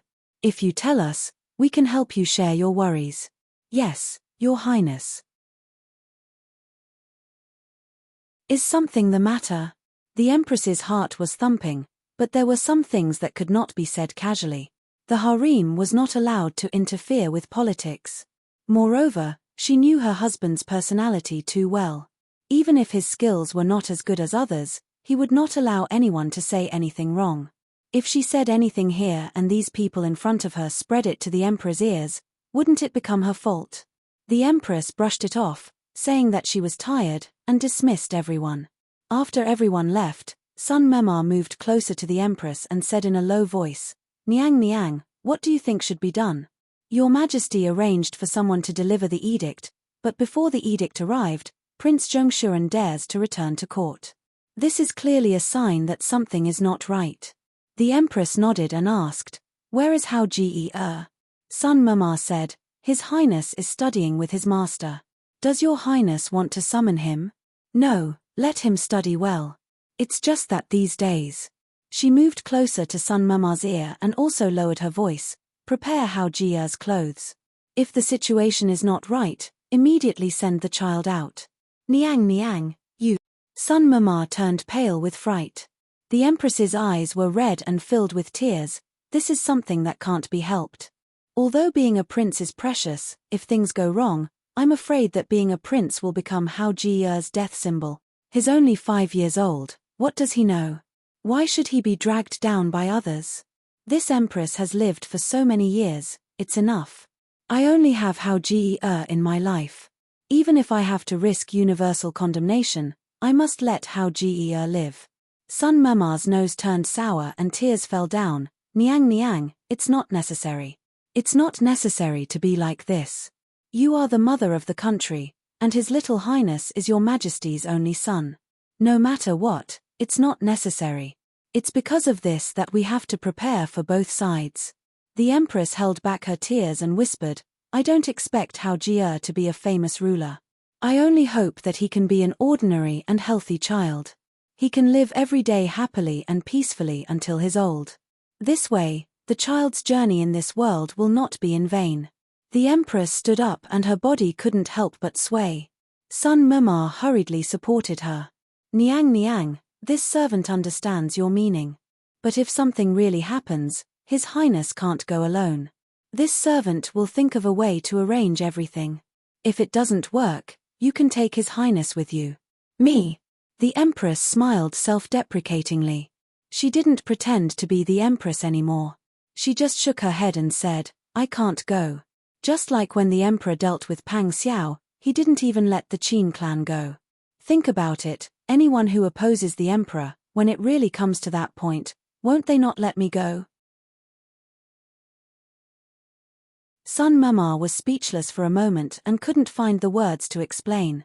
The Empress sighed, I know your intentions and your loyalty. We are master and servant. For so many years, I have always treated you as my family. Now the situation is urgent. Your Majesty and Prince Zhongshiren must fight. In the end, it's unknown who will live to the end. I just want to ask you, when there is no other choice, immediately take Hao Ji away and live an ordinary life outside. At that time, he is no longer a prince, no longer Li Hao. He is just a child of an ordinary family, and you are his grandmother. I will prepare money and a house for you. I just want you to raise Hao Ji as your grandson and let him be a proper person." At this point, the Empress choked with sobs. Granny's son almost started sobbing. The master and servant looked at each other and cried, but because of the rules of the palace, they had to restrain their tears. As a woman, why is it so difficult? I don't see much good fortune. Even as the Empress, this servant has never seen you truly happy. But when it comes to danger, you have to be dragged down. Why bother? The Empress smiled bitterly. This is fate. Aren't all women like this? The Empress couldn't help but think of the bits and pieces of Pang Xiao and Qin Yining's time together. When she thought of the experience at Wanfo Temple that day, she still felt a little sweet and a little bitter. Qin Yining was in the same situation as her. They were bound together for good or ill. He had also been dragged down by Pang Xiao several times. But Qin Yining had Pang Xiao's sincere love and care. Even if she died for such a man, she should be willing, right? What about her? Her husband was no longer the same person. He had no patience for her, no love, and even no affection for her. The reason why she was still sitting on the Empress's seat was because the Emperor wanted to show his loyalty, so he didn't let his wife go. She was cautious and didn't expect any love. She just wanted her son to grow up safely. But now it seemed that a storm was coming. Her husband couldn't even give her this. She had to be prepared to be buried with him. Was it fair? Where was the fairness in this world? Lei Guaneng and Song Deqiu were ordered to lead 3,000 battalions to the north to announce the imperial edict. Not long after they set out, they heard that Your Majesty had ordered the officials in the north to capture Pang Xiao and that there would be a great reward. The scouts they sent out found out that Pang Xiao had already led troops in the direction of the capital before they could issue the imperial edict to capture him. Lei Guaneng and Song Deqiu panicked. Prince Zhongshuren and Duke Dinghua came together with at least 300,000 soldiers and horses. "We said that we brought 3,000 battalions, but we have more than 1,000 people in total. How can we capture Prince Zhongshuren?" "Capture? I knew we couldn't capture him from the beginning." Song Deqiu shook his head. "This matter is really not easy to handle. We can't win in martial arts, so it's impossible to capture him. But if we don't go, we'll be defying the imperial edict. But if we go, I'm afraid we won't be able to keep our lives." The two ordered the 1,000 or so soldiers to stay where they were and were not in a hurry to move forward. At this time, the further they went forward, the closer they were to Pang Xiao. They all felt fear in their hearts.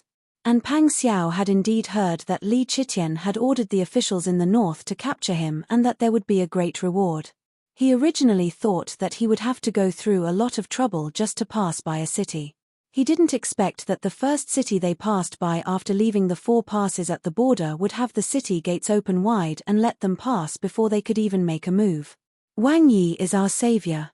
If it weren't for Wang Yi, would we still be able to return to our hometown to farm?" Wang Yi and Duke Dinghua repelled the Tartars. "No Tartars will be able to charge in from now on. We will never forget Wang Yi's great kindness for the rest of our lives. We just opened the gates and let you pass by. How much trouble can it be?" Pang Xiao's army's journey was extremely smooth. The places he led the troops to were all the same as when they chased the Tatan out.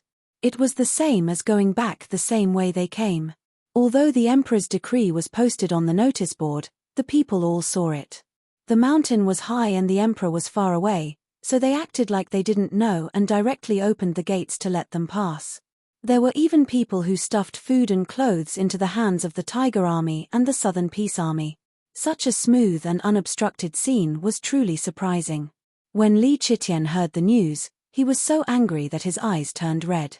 He immediately flew into a rage during the court assembly. "These people are neglecting their duties. They didn't even stop the enemy from invading. Instead, they opened the gates for them. What kind of logic is this? While eating my salary, I even raised an outsider." The officials in the court assembly didn't dare to say much. What could they do now? The enemy had the advantage in numbers. In order to fight the Tartars, The emperor sent all the troops that could go to the northern frontier. Only the Jingji Guard and the 3,000 battalion were left in the capital. The scary thing about Pang Xiao was that he had too much prestige in the army. Li Qitian was even worried that Pang Xiao would have a smooth journey in the remaining territories. When he reached the capital, would he bring people to attack? If he really attacked, how would they be able to stop him? Seeing that everyone was silent, Li Qitian became more and more irritable. He didn't know when he would be unable to bear it and go crazy. When Pang Xiao returned with his troops, he definitely wouldn't let him off easily. How could he fight against him?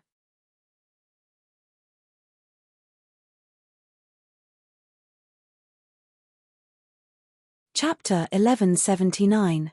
Li Qitian angrily glared. It's Zhu Lian again. It's that Zhu Lian again. Are Shuntian Prefecture and the Jingji Guard all useless? The capital is only so big, but you can't even catch a young man. You just can't catch him. All the officials bowed and said in unison, Your Majesty, please calm down. Cliché. Every time something happens, you just ask me to calm down. Li Qitian's chest violently heaved up and down. He couldn't breathe, but he couldn't swallow it either, causing his face to turn purple. When the officials heard Li Qitian's angry roar, they could already feel the emperor's anger. They were so scared that they all knelt down and saluted, not daring to say anything. Xiong Jinshui, who was serving beside Li Qitian, was so scared that he almost fainted when he saw the emperor's expression.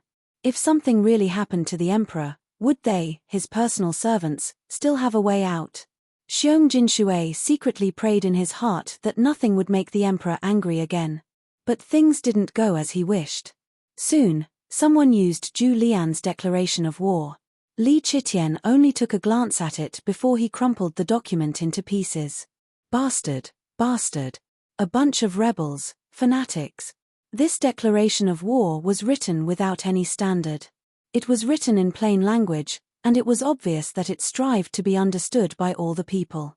Once again, it exaggerated Pang Xiao's achievements and benevolence.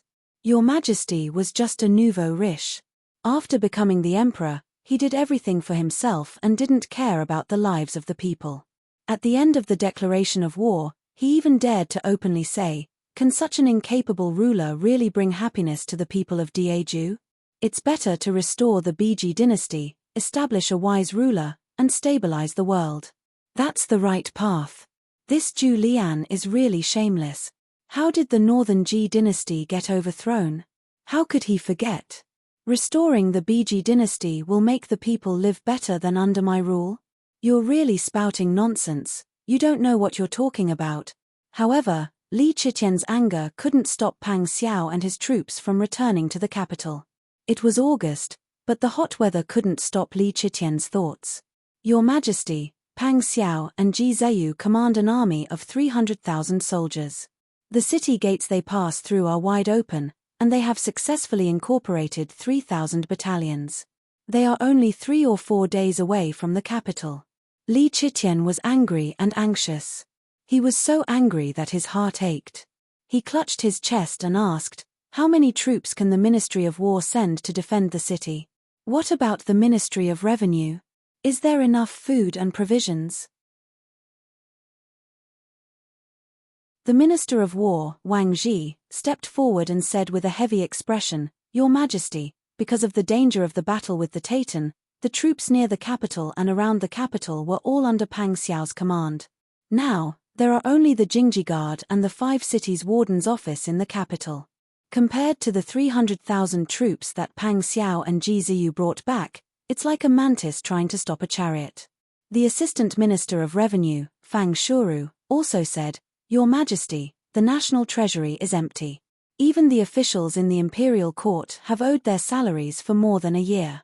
The taxes of the people have been increased to 80%. The people who were suppressed by the prefectures are now dissatisfied again.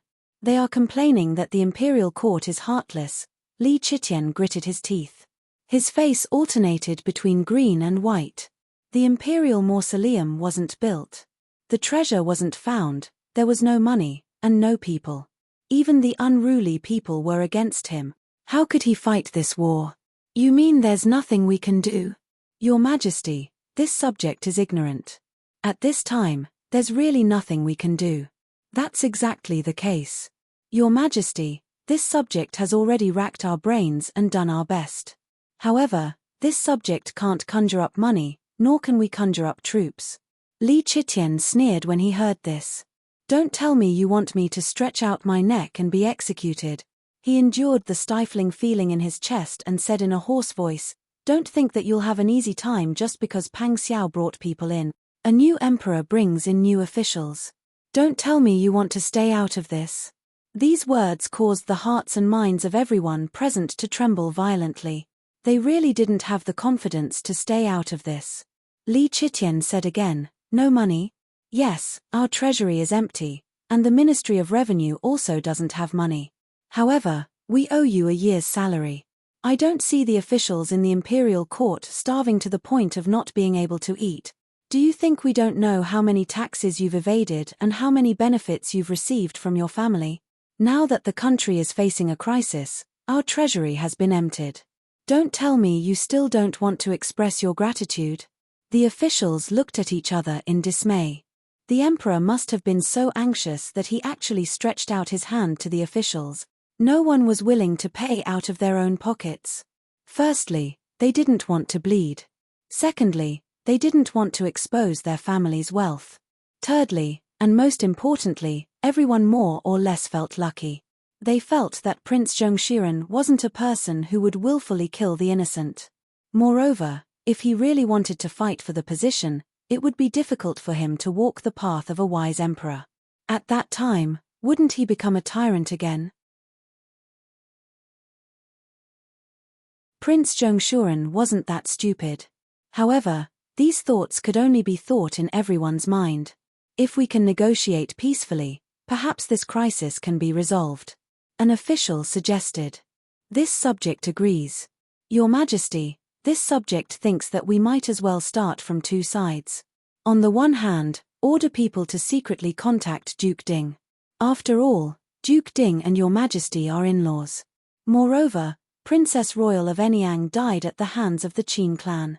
If we instigate them, it will definitely succeed. If Duke Ding can assassinate Pang Xiao, this matter can be resolved. If he can't, even if Duke Ding changes his mind, it will still be a great help to Your Majesty. On the other hand, we also have to make two preparations. If we can't pull Duke Ding back to the camp of the imperial court, then we have to find a way to negotiate peacefully. Li Chitian frowned and sneered, negotiate peacefully?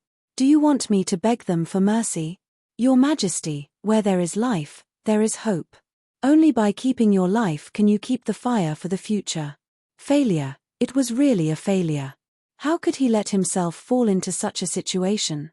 As the emperor, he was already the master of the world and was respected by all people. Now, he had fallen to the point where he had to negotiate peacefully with traitors. He was the emperor. Why should he suffer such humiliation? Li Chitian pointed at the people in front of him and sneered, is this your way of being loyal to the emperor and patriotism? You don't want to pay money and don't want to touch your family's foundation, so you want me to beg the traitors for mercy? If news of this were to spread, how am I supposed to face the world? Your Majesty, a real man knows when to yield and when to stand tall. You are the emperor of a country. You must not lose the big for the small. What a good way to yield and when to stand tall. Li Chitian sneered and immediately ordered the general to tie up the official who spoke, hand him over to the Ministry of Personnel for a strict investigation. Find out how much of Lord Sun's family property is, how much of it is ancestral property and how much of it is from bribery. I'd like to see how you can yield and stand tall. The guards and the general in front of the hall immediately walked into the hall and dragged the official away. Your Majesty, you can't do this. I'm innocent. Your Majesty, please calm down. Your Majesty's action is inappropriate. Who has an objection? Tie them all up. Li Chitian roared, scaring the officials into silence. That day, a list of Lord Sun's family property was given to Li Chitian, along with the evidence of his many years of bribery and collusion. The next day, the order to search Lord Sun's family was issued, filling the national treasury. As a result, the court became even more jittery. Even the officials who had ideas didn't dare to speak in front of the emperor, lest they invite a fatal disaster. Princess consort, I've already made some inquiries. The search in the city has gradually loosened in recent days. First, there hasn't been any progress in the investigation. Moreover, the salary of the imperial court isn't enough, so the city guards are slacking off. Second, corrupt officials are being arrested everywhere in the city. The soldiers and generals are all racking their brains to follow suit and search Lord Sun's family for profit. Third, the weather is too hot. In short, it's good that we take this opportunity to leave.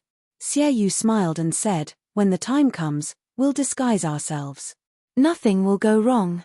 Qin Yining nodded and said with a smile, teacher is right. Fortunately, we're in the outer city, so it'll be easier for us to leave. However, we still need to carry the two children separately. After all, it was a bit conspicuous to have a boy and a girl together. Xie Yu said, don't worry, I'll arrange it. Wang Yi's group should be arriving in the capital soon. If we head north, we'll definitely meet up with Wang Yi. That's right. Qin Yining sighed softly, his eyes full of hope. I can't wait any longer. It's inconvenient to communicate these days, and Wang Yi's group is constantly on the move. It's even more inconvenient to exchange information. I wonder how they're doing. Xie Yu laughed and said, even so, you and Wang Yi still have a tacit understanding. Once you arrange for the declaration of war, Wang Yi's group will know to return to the capital. Along the way, the army will open the gates of all the cities and towns along the way.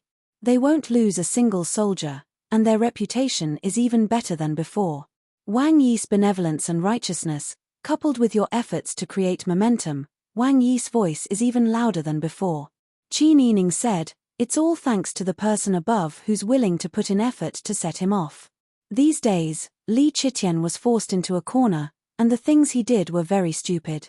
Perhaps Li Qitian had resentment in his heart, and he finally found an outlet to vent his anger. However, in Qin Yining's opinion, his actions were tantamount to destroying the Great Wall and causing the emperor and his subjects to be at odds with each other. When he needed manpower the most, he was pushing people away from him one by one. Perhaps this was where Tian Jiz's brilliance lay. Although she had died, he had already planned out everything that happened afterwards. Wang Fei. Ji Yun walked in quickly. Master Zhong just sent a message. The supplies and food donated by Sai Tong Number have already been sent to Wang Yi's army along with the supplies prepared by Master Zhong. Xie Yu stroked his beard and smiled. This boss Qiu is also an interesting person. These days, Qiu Feishan had been doing her best to win back Mu Jinghu's heart. Although Qin Yining knew that she donated these for the long-term development of the Qiu family in the future, she had indeed succeeded in softening Mu Jinghu's heart. After all, Mu Jinghu had feelings for Qiu Feishan. If this continued, it was only a matter of time before the two reconciled. This was also something that Qin Yining was happy to see. After all, they were friends. Qin Yining didn't want Mu Jinghu's life to be unhappy because of her and Pang Xiao. Master. There are a few people outside, and they want to stay at our farmstead for the night. Someone from the outer courtyard came in to pass on the message. Qin Yining was stunned. Our farmstead is so remote. There are people who want to stay at our farmstead.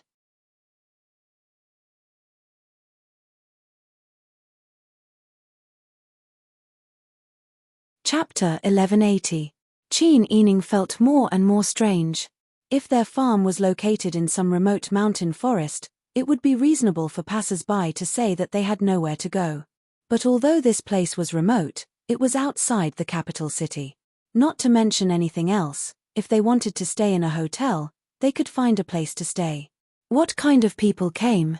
Looking at the outer courtyard head worker who didn't know how to describe it, Qin Yining stood up. I'll go take a look myself. Xie Yu said, that's not right. If someone deliberately framed us, wouldn't it be dangerous? This old one should go take a look. Qin Yining felt that it was reasonable, so he nodded in agreement. Who would have thought that after a while, the sound of hurried footsteps could be heard from outside, followed by Xie Yu's excited and cheerful voice. Wang Fei, look who's here. Qin Yining stood up. puzzled. Ji Yun and Bing Tang looked at each other, then followed Qin Yining outside. Qin Yining had just stepped out of the door when she heard two children's voices. Mother! Mother! Two children wearing coarse clothes rushed over in the blink of an eye and hugged Qin Yining's legs. The child on the left had a small red mole between his eyebrows, while the child on the right had two dimples on his cheeks when he smiled. Qin Yining was simply stunned. She bent down and touched the two children's cheeks in disbelief. She wasn't dreaming, right? Zhao Jiye. Han Jiye. Mother, hug. Han Jiye twisted his small body. Zhao Jiye didn't speak, he just blinked and looked seriously at Qin Yining. Qin Yining burst into tears. She crouched down and hugged the two children in her arms, sobbing loudly. She had no choice but to be separated from the children. She and Pang Xiao had narrowly escaped death outside. She even felt many times that she might die at any time and might not have a chance to see her children again. Sometimes, she wondered if the children would feel unfamiliar when they saw their mother again. Would they not recognize her? Perhaps they recognized her, but because she was not a competent mother and did not accompany them as they grew up, would they hate her for being irresponsible? Qin Yining felt guilty. Therefore, in all the scenes that Qin Yining had imagined for their reunion, he had never included such a scene. When Qin Yining started crying, the two children started crying as well. Brother Zhao and Brother Han used their small hands to help Qin Yining wipe his face. Bing Tang and Ji Yun were also moved and started crying. When Xie Yu saw this, she smiled and said, "Please forgive her. Princess Consort has been thinking about the two young masters day and night. She is so excited that she can't control herself."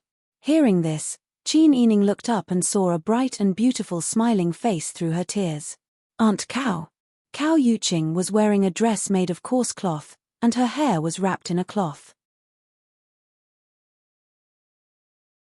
Even though she was dressed like a village woman, and her face was smeared with soot, it was still difficult to conceal the beauty that came from her bones.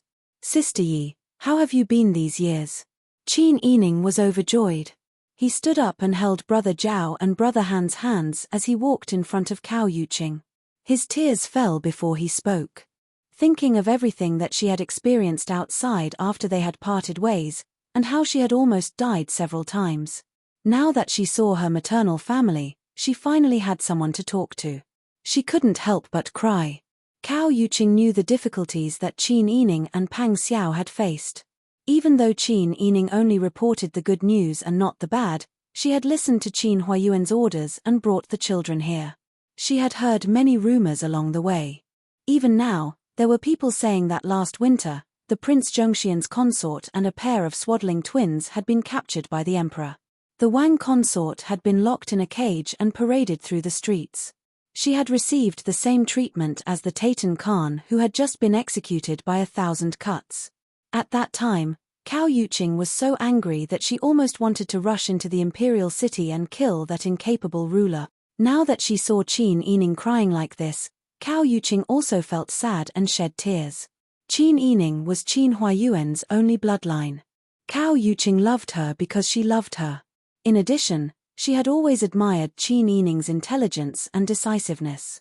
Now that she had suffered so much and was even forced to separate from the children, she felt even more distressed.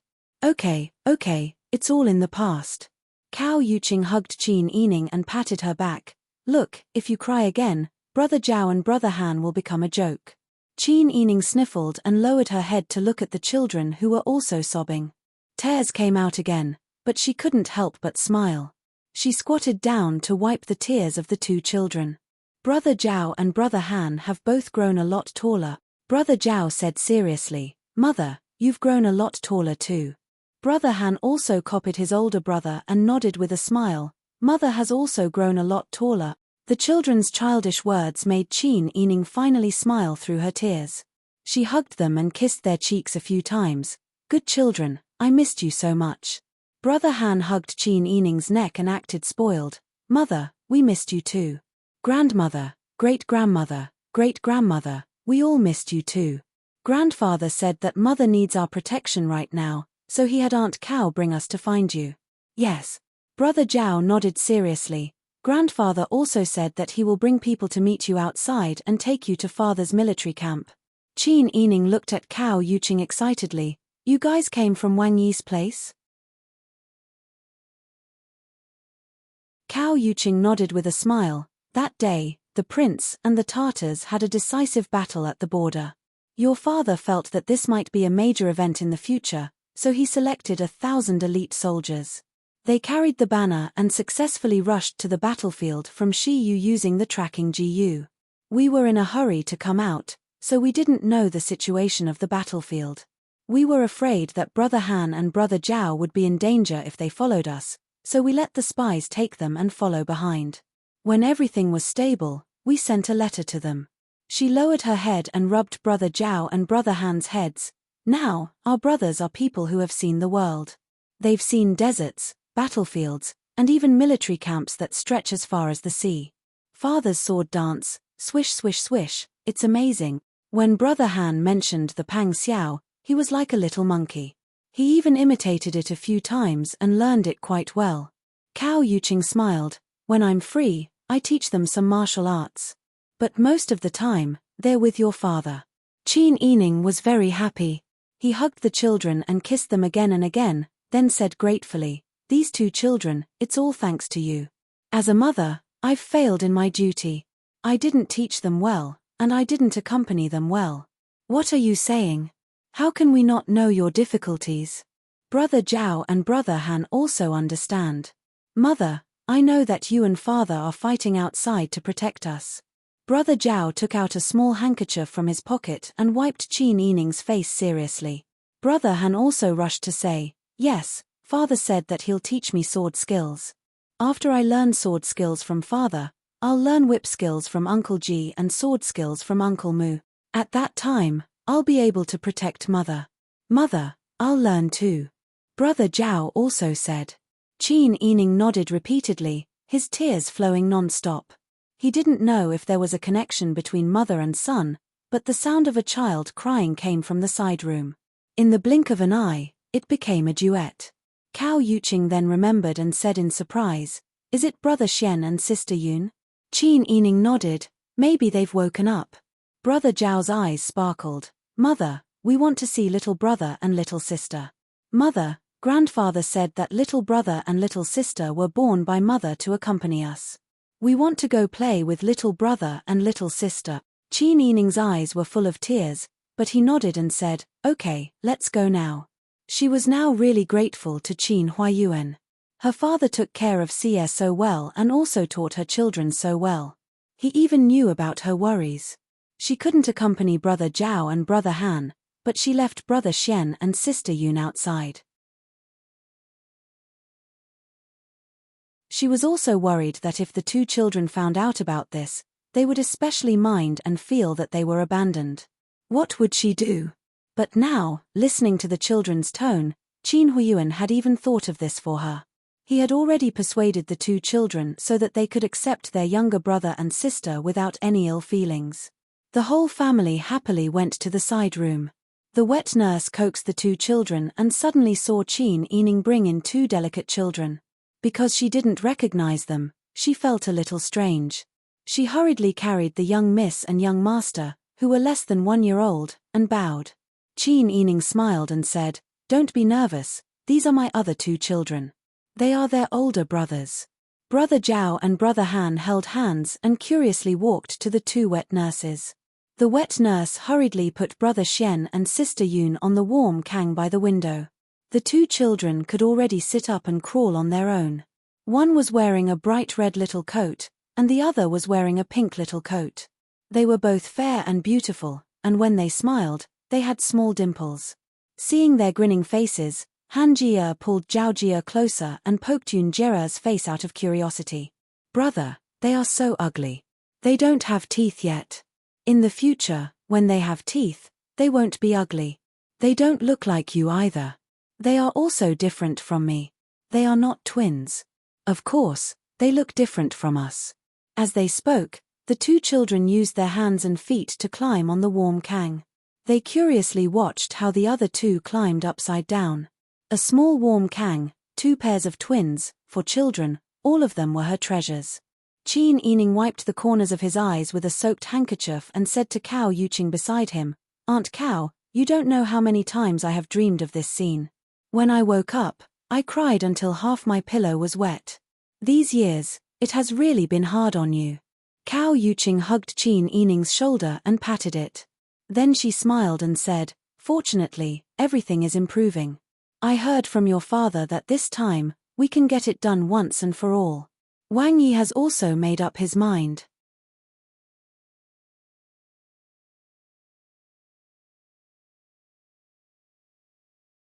Chapter 1181. Cao Yuqing saw that the maidservants and wet nurse were taking good care of the 4 children, and that some words were not suitable for the children to hear, so she walked slowly to the corridor with Qin Yining, hand in hand. "If it were up to me, in the early years, if you and Wang Yi had the same heart as you do now, you wouldn't have had to suffer so much these years. It's a pity that you are both people who care about morality and can't bear to let the common people suffer." Qin Yining smiled bitterly and lowered his eyes. He scratched the pillar beside him with his fingernails and said helplessly, "There's nothing we can do about it.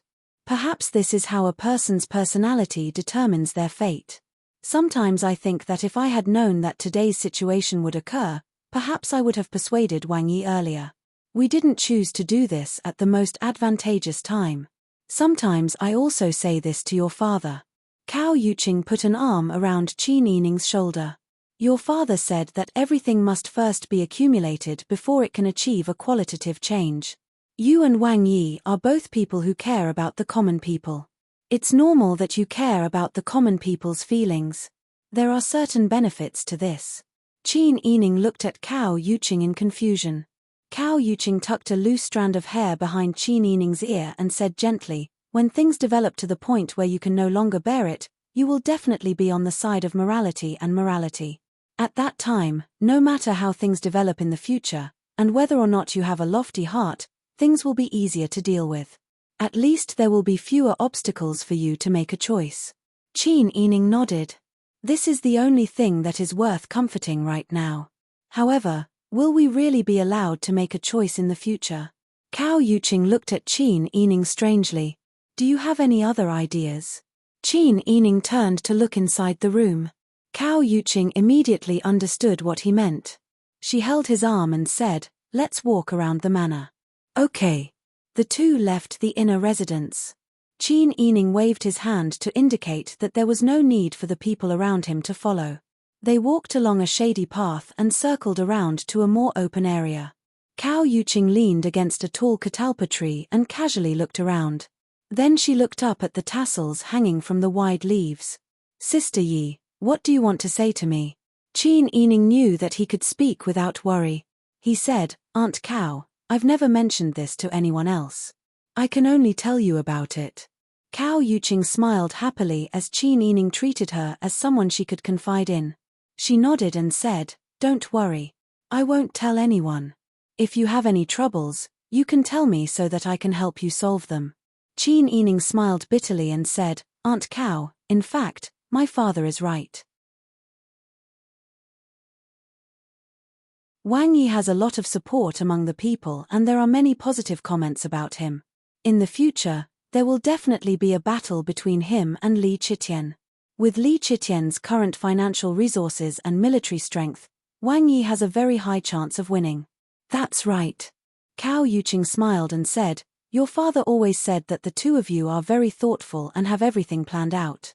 In the future, there won't be too many obstacles."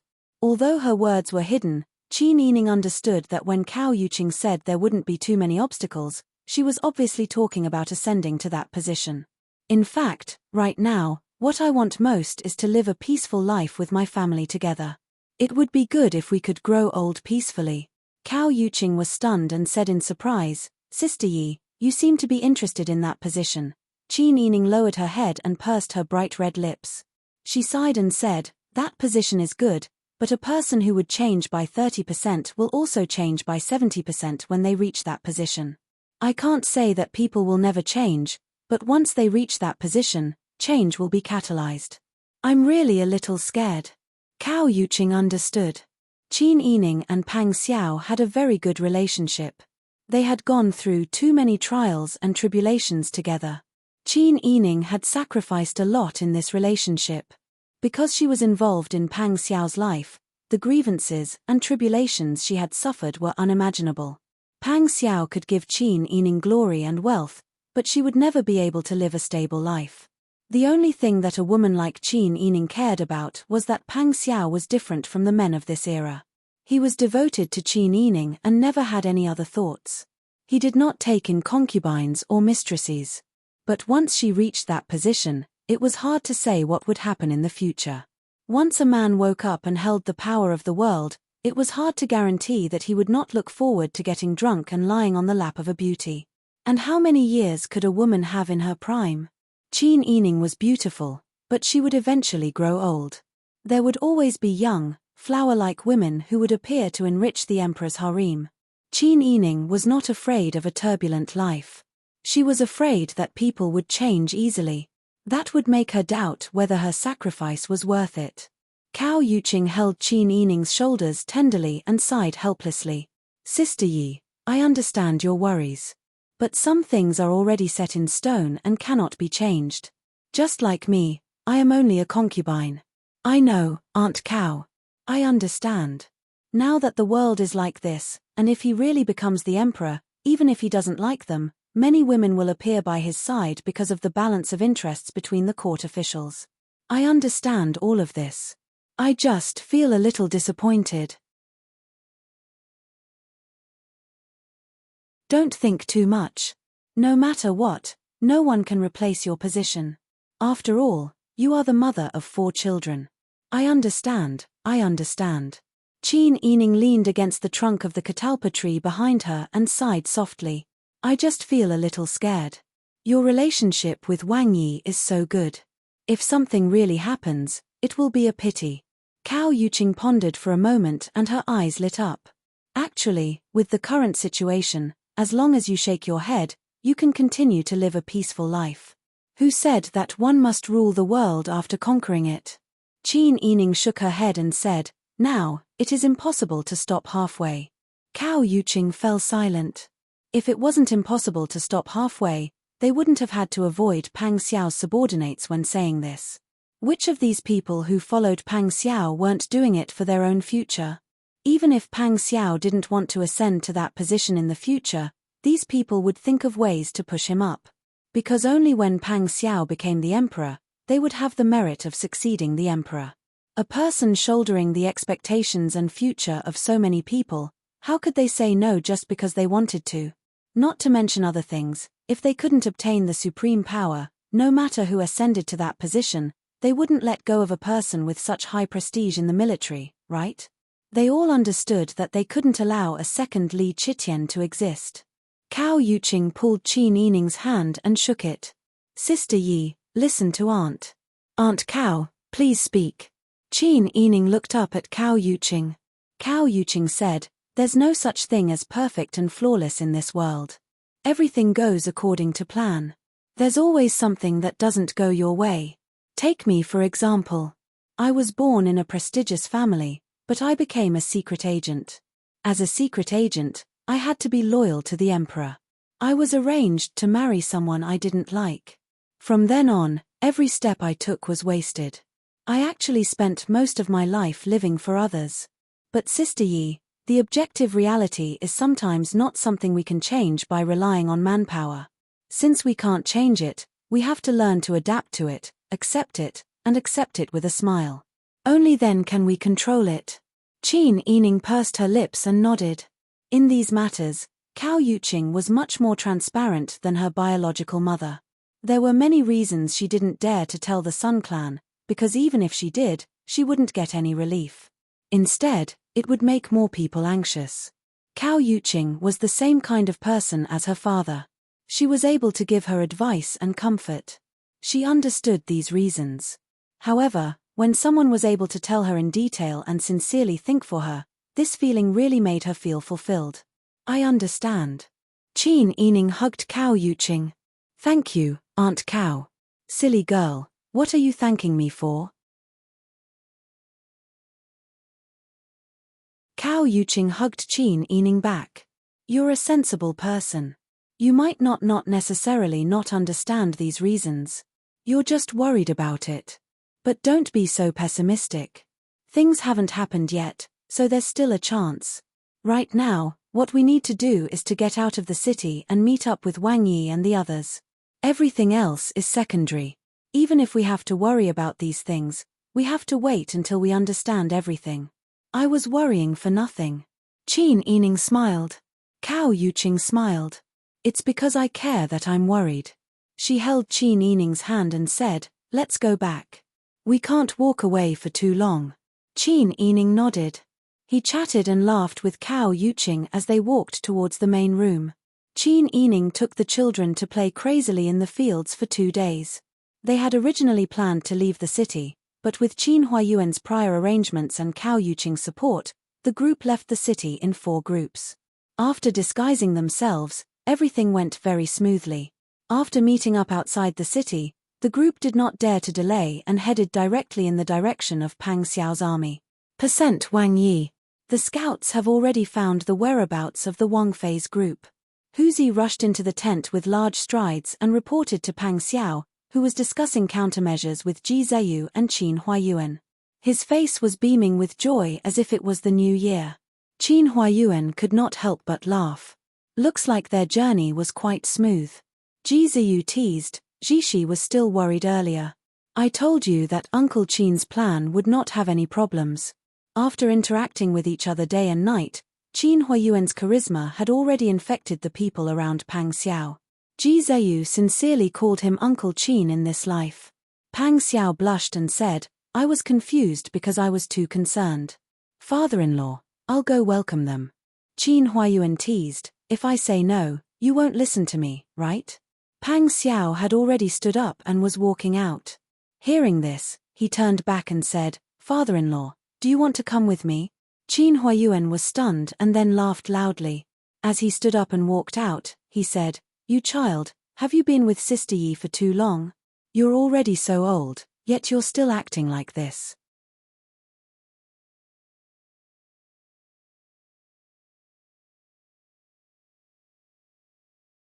Chapter 1182. It was a hot noon in August. Pang Xiao, who was dressed in black, was sitting upright on Black Cloud's shiny fur. His body was covered in a thin layer of sweat, and beads of sweat were rolling down from his forehead. However, he didn't care about this at all. His eyes were filled with anticipation as he looked ahead on the official road. Not long after, he had left Ji Zheyu and Qin Huayuan's party far behind. This kid is so anxious. Mu Jinghu laughed in spite of himself. Qin Huayuan lifted the curtains of the carriage and looked at Pang Xiao riding away. He couldn't help but shake his head and laugh in spite of himself. He hadn't seen Qin Yining for a few years and missed him dearly. However, as an elder, it wasn't good for him to behave in front of others. Ji Zheyu smiled and didn't say anything for a while. Qin Huayuan saw Ji Zheyu's expression from the corner of his eye and sat back in the carriage. Ji Zheyu and the Enyang Princess Royal were husband and wife after all. There were rumors that the Princess Royal was killed by the people who tried to rescue Qin Yining. Ji Zheyu didn't show any abnormality in front of Pang Xiao and was willing to follow Pang Xiao. This was their brotherly affection. However, no matter how deep their brotherly affection was, it didn't mean that Ji Zheyu wouldn't care about the death of the person who slept next to him. Qin Huayuan was a little worried. If he met Qin Yining later and there was any unhappiness, it would be detrimental to the harmony between Ji Zheyu and Pang Xiao in the future. Qin Yining, who was wearing a coarse cloth dress, was sitting in the carriage with the 2 children and playing with a flower rope. Mother, look, what is this? Zhao Jiye's chubby little hands nimbly played with a pattern. Mother, guess. That's right. Zhao Jiye has a reward for you. Qin Yining held Han Jiye in her arms. Happiness was about to overflow from her eyes. She pursed her lips and pretended not to know. After hesitating for a long time, she said, Ian, what is it? I really want Brother Zhao's reward. Brother Han was twisting around in Qin Yining's embrace. Seeing how Qin Yining was stumped by his brother, he secretly whispered into Qin Yining's ear, Mother, it's Mozzie. Then, He pretended that nothing had happened and lowered his head to fiddle with his fingers, as if nothing had happened. Qin Yining was overjoyed. Out of the corner of his eye, he saw Brother Zhao glance at Brother Han. He knew that Brother Han must have noticed that his younger brother was secretly reminding him. But Brother Zhao didn't say anything. He only acted as if he didn't notice and asked seriously, "Mother, quickly guess." Qin Yining felt a sense of bliss from being doted on by his two sons. After pondering for a moment, he said, "Is it Mozzie?" "Yes." "Mother, you're so smart." Brother Zhao threw the flower rope away, hugged Qin Yining's neck, and kissed him. "I'll reward you with a kiss."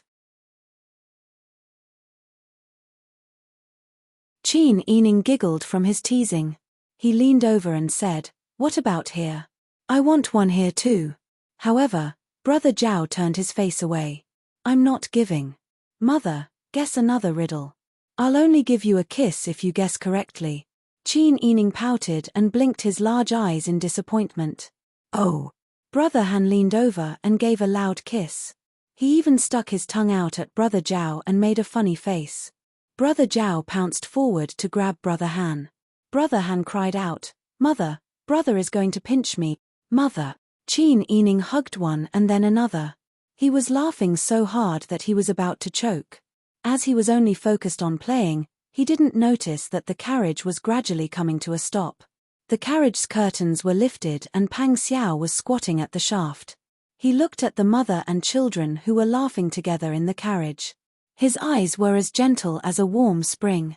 Qin Yining heard the sound and looked up to meet Pang Xiao's eyes. He was stunned. "Daddy!" The twins shouted in unison and pounced on Pang Xiao.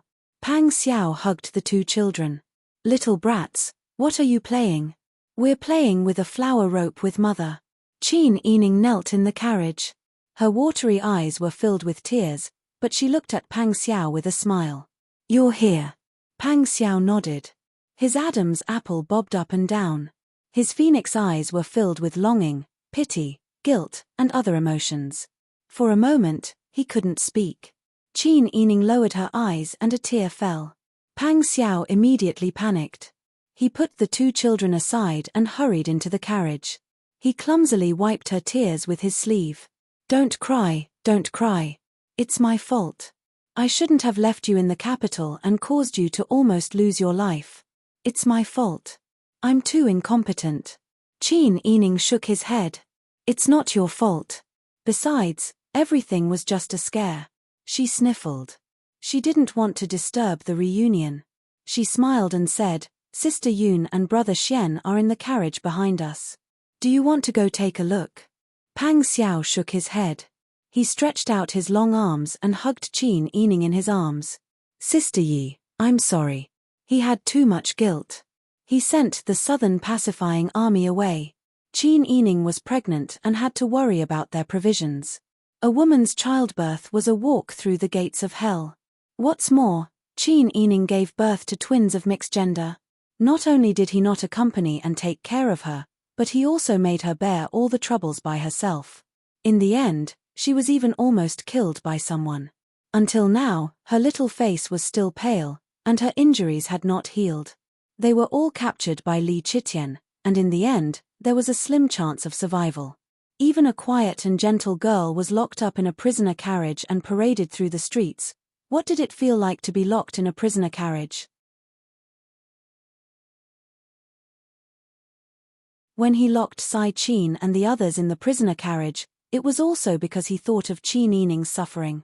He couldn't help but add this suffering to the people who indirectly caused Qin Yining's suffering. Qin Yining shook her head. She wanted to say that it was okay and that there was nothing to be sorry about.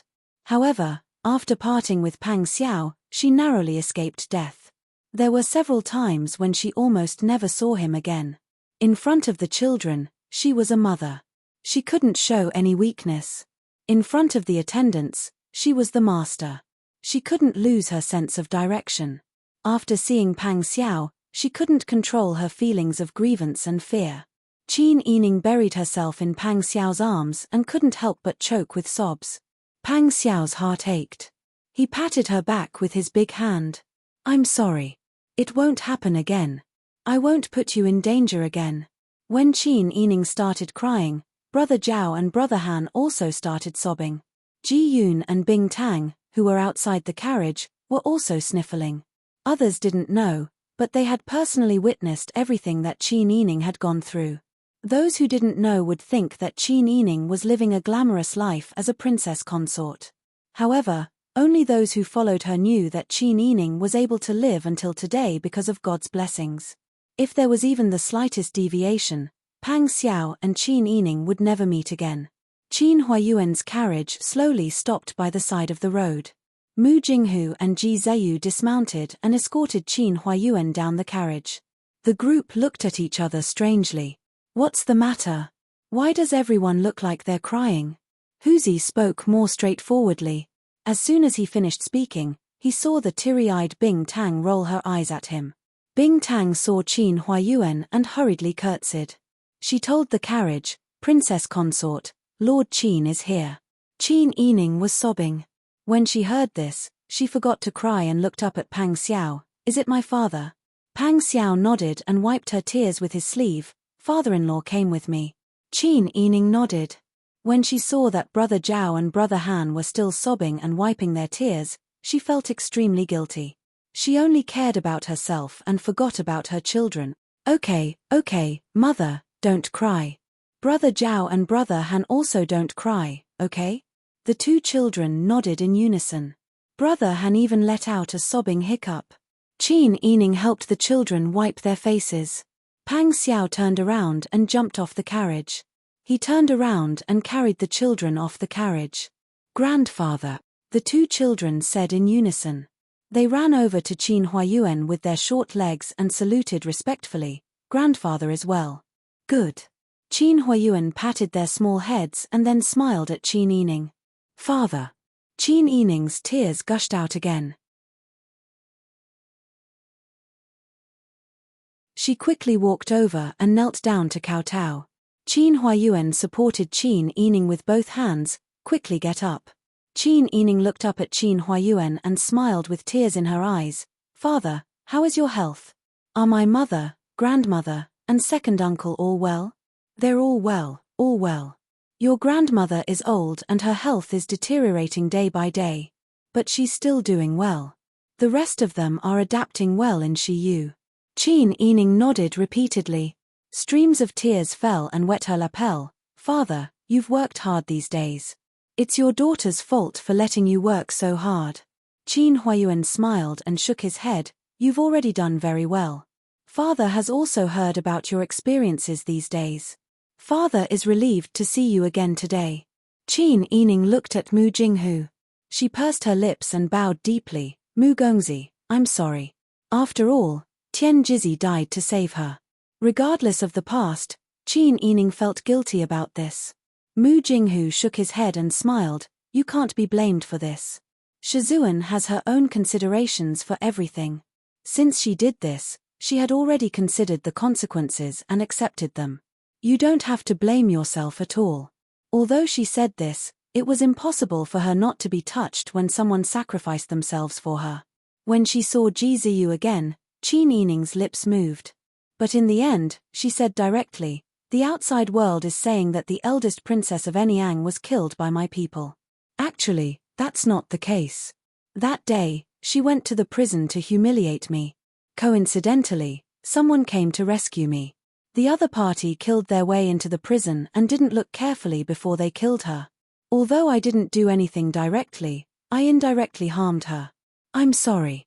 In fact, Ji Ziyu's people had already investigated the situation that day.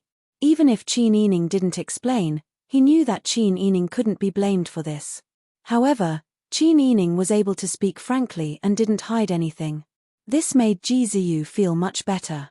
At the very least, her character was good enough for Pang Xiao. "I already know about this matter. If she didn't go to the prison to humiliate you, she wouldn't have met those people." Ji Ziyu didn't directly mention Tian Jizi's name. After all, Tian Jizi was Mu Jinghu's Shizuan. Moreover, she was already dead. They were now in the same situation as Pang Xiao, so it wasn't good to mention this matter. Pang Xiao patted Ji Ziyu's shoulder to comfort him.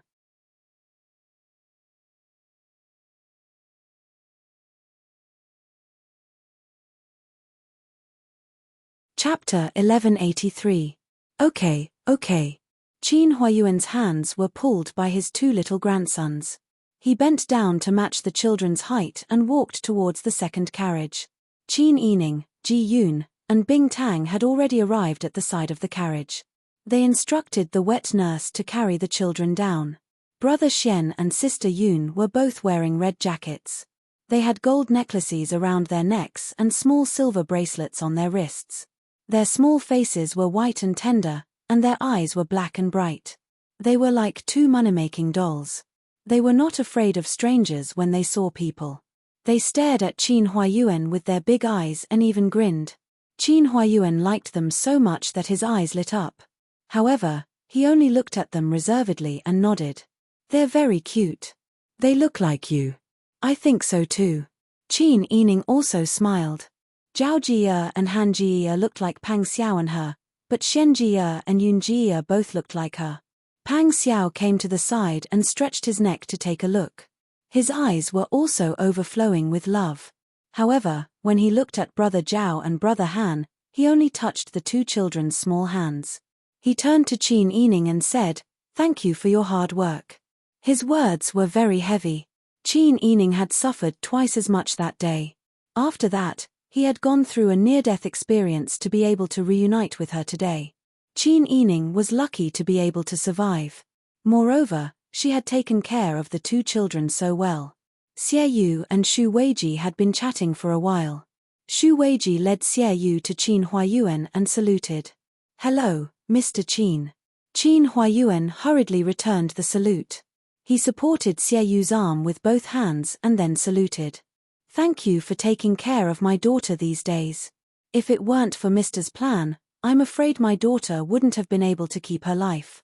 Xie Yu was flattered and hurriedly returned the greeting. Duke Qin's words are too serious. Wang Fei is intelligent and good at strategizing. This old one is just following Wang Fei's orders. This old one is ignorant and shallow. How could I dare to mention the word strategizing? Duke Qin, don't embarrass this old man. Qin Huayuan hurriedly shook his head and thanked her again. Xie Yu's face flushed red and she waved her hands repeatedly, but her heart was very warm. Who wouldn't want to be valued by the main family? Besides, he had always treated Pang Xiao and Qin Yining with all his heart and soul. The group gathered for a short while and was about to set off for the barracks. When Brother Zhao and Brother Han saw Pang Xiao, they clung onto Pang Xiao like monkeys climbing a tree and refused to get down. "Daddy, take me to ride a horse." "I also want Daddy to bring me to ride a horse." Qin Yining smiled and said, "It's going to be dangerous soon. Why don't you ride the carriage with Nyang Qin?" "No." Brother Han twisted his small body and hugged Pang Xiao's neck. Brother Zhao simply climbed up Pang Xiao's arm and onto his shoulder. Pang Xiao hugged one and carried the other. He smiled brightly and said, "It's fine. Don't worry, I'll take them and they won't fall." Ji Ziyu was still worried and rode White Cloud closer. "Which one of you is willing to ride a horse with me?" Huzi also pulled Pang Xiao's black cloud over. Brother Zhao looked at White Cloud's silver fur under the sunlight and hesitantly said, "Uncle Ji, I want to ride a white horse." Ji Ziyu smiled and urged his horse closer. With a grab of his arm, he pulled Brother Zhao in front of him. Pang Xiao carried Brother Han and leaped into the air, leaping onto the horse's back. Brother Han was so happy that he shouted, "We are flying high. Fly high. Jio." The two horses, one black and one white, galloped towards the barracks. Qin Yining smiled helplessly and got on the carriage with Qin Huayuan and the others. Accompanied by Mu Jinghu, Huzi, and the others, they also headed towards the barracks. Pang Xiao's family was reunited and laughing. At this time, Li Chitian was restlessly pacing back and forth in the imperial study. The spy said anxiously in a low voice, "Your Majesty, the spy sent to contact Duke Ding hasn't sent back any news yet. Lord Lei and Lord Song have also joined Pang Xiao. What should we do next?" Li Chitian's face was heavy. 300,000 soldiers pressed on the border and passed through all the towns without wasting a single soldier. It was like a knife stabbing into Da Ju's heart. His troops were limited. If he sent them out to meet the enemy, It would be like a mantis trying to stop a chariot. The limited troops could only be left to defend the city. When Pang Xiao's troops were still far away, the sense of panic was not as strong as it was now. Pang Xiao was getting closer and closer. The 300,000 soldiers pressing on the border were like a 1,000-pound boulder hanging over their heads that could fall down at any time and smash them into meat paste. The anxiety of gradually walking towards a hopeless situation and not knowing when death would come was really unbearable. What should we do? Li Chitian could not help but murmur. He could no longer vent his anger. His heart was only filled with panic. The spy lowered his eyes and deliberated over his words. Your Majesty, if you can't kill Pang Xiao in one fell swoop, it's best to find a way to reconcile. Reconcile? It sounded nice, but wasn't it just asking him to make peace with Pang Xiao? In recent days, this was not the first time someone had mentioned this to him. From the initial humiliation and anger to the current confusion and despair, it had only been a few days. It turned out that it was not that difficult to admit one's failure and weakness. It was so sad. It was really laughable. He already has the strength to ascend to the throne. How could he easily accept reconciliation? Moreover, if we can't come up with conditions that are more tempting than the most powerful person in the world, what right do they have to reconcile with us? The spy was silent for a while. After a while, he carefully said, in that case, there is only one way left. Of the 36 stratagems, the best one is to leave. Li Chitian's eyebrows twitched. If it were any other day, he would have already dragged the spy out and beheaded him. But now, there were fewer and fewer people at his side that could be used. The courtiers had not even thought of a decent solution these days. Li Chitian could no longer just drag the spy out and behead him and issue an edict. We are the son of heaven. Even if the country is destroyed, we cannot yield. Li Chitian pursed his lips and said stubbornly, otherwise, how can we face our ancestors in the future? The spy was stunned when he heard this. He cursed in his heart, it's not like this is the inheritance of our ancestors. It was only obtained through a rebellion. Do you really think it's passed down from our ancestors? At this time, it's best to protect ourselves. Your Majesty, as long as the green hills remain, there will be firewood. Was Pang Xiao such a frightening existence in the eyes of these courtiers? They were so afraid that they didn't even have the slightest thought of resisting. Thinking about it again, an army of 300,000 was pressing down on the border. There was a great disparity in the number of soldiers and horses. In addition, the other side had 2 war gods holding the line. How could they even think of resisting? This battle had already been lost before the battle had even begun. If he really did run away, how could he raise his head in the future? But if he didn't run away, when Pang Xiao's army arrived, wouldn't he really die at the hands of that bastard Pang Xiao? At this time, a burst of chaotic footsteps suddenly came from outside the imperial study. Then, a sharp cry sounded, Your Majesty! Your Majesty! Li Chitian was originally worried, but when he suddenly heard this voice, his heart quivered in fright. What's the matter? Li Chitian asked in a deep voice. Xiong Jinshui and the young eunuchs went to open the door of the hall.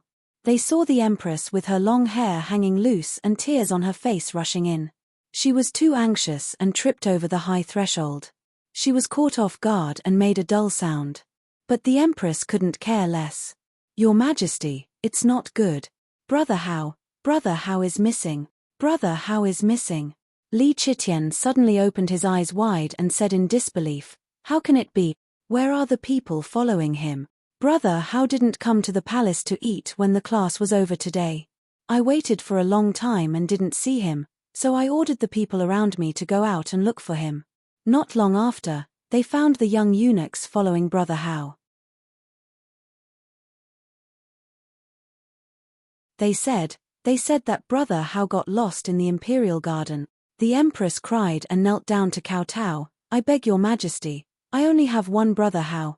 I beg your Majesty to quickly order people to look for him. At this critical juncture, if someone were to kidnap Brother Hao, how could the child still be alive? Li Chitian immediately send people to investigate. Yes. The secret agent didn't care about anything else and hurriedly led people to find the prince's whereabouts. The empress sat paralyzed on the ground, covering her face and crying sorrowfully, "Your Majesty, who is it? Who is it? Do you think Brother Hao will? If something happens to Brother Hao, how can I continue to live?" Li Chitian paced around the ground and gnashed his teeth. It must be Pang Zhishi. The empress stopped crying for a moment, then continued to sob. Could it be him? Usually, he doesn't look like someone who would do such a thing to a child. He seems to be loyal and good. What's the result? It's the 100,000 soldiers who came to the city with the intention of rebelling. I think he kidnapped Brother Hao just to have one more condition to threaten me. The empress wiped her tears and said, "Your Majesty, if he wanted to attack, he could have just sent the army directly. Why did he have to make a move on my son? If his people could walk freely in the palace and make a move on our Brother Hao, to say something unpleasant, wouldn't Your Majesty's safety be no longer guaranteed? I'm afraid that someone in the court had evil intentions. Seeing how fierce Pang Xiao was, they wanted to take Brother Hao to surrender. Who knows?" Li Chitian frowned slightly when he heard this. Why is the empress speaking for Pang Xiao? The empress's breath stopped, then she sobbed and said, "Your Majesty, why do you say that? It's my son who was lost. Why would I speak for the enemy? I just don't want to look in the wrong direction and delay the best time to find Brother Hao." Clutching her chest, the empress cried softly on the ground, "Brother Hao, my Brother Hao." The mother crying and the son crying really made people feel sad. Li Chitian also realized that he was too suspicious just now, so he went forward to help the empress up. Although this woman was already old, and he usually didn't get much interest from her, in times of crisis, he could see what kind of person was truly reliable, and that was why she wouldn't leave him. Li Chitian held the empress in his arms and patted her back comfortingly. "I will definitely find Brother Hao." The empress was a little surprised. Her body stiffened for a moment before relaxing. She leaned on Li Chitian's shoulder and sobbed softly. "I know that Brother Hao is also Your Majesty's favorite. How could you abandon him? I'm just sad. Who is so cruel to make a move on such a young child?" You're tuning in to the Dreamy Chapters YouTube channel. We're so grateful for your support, and don't forget to subscribe to join us on this incredible journey through captivating stories. Your generosity through donations truly makes a world of difference, as it's the primary source of revenue that allows me to expand and enhance this channel for you. Thank you from the bottom of my heart for being a part of this adventure.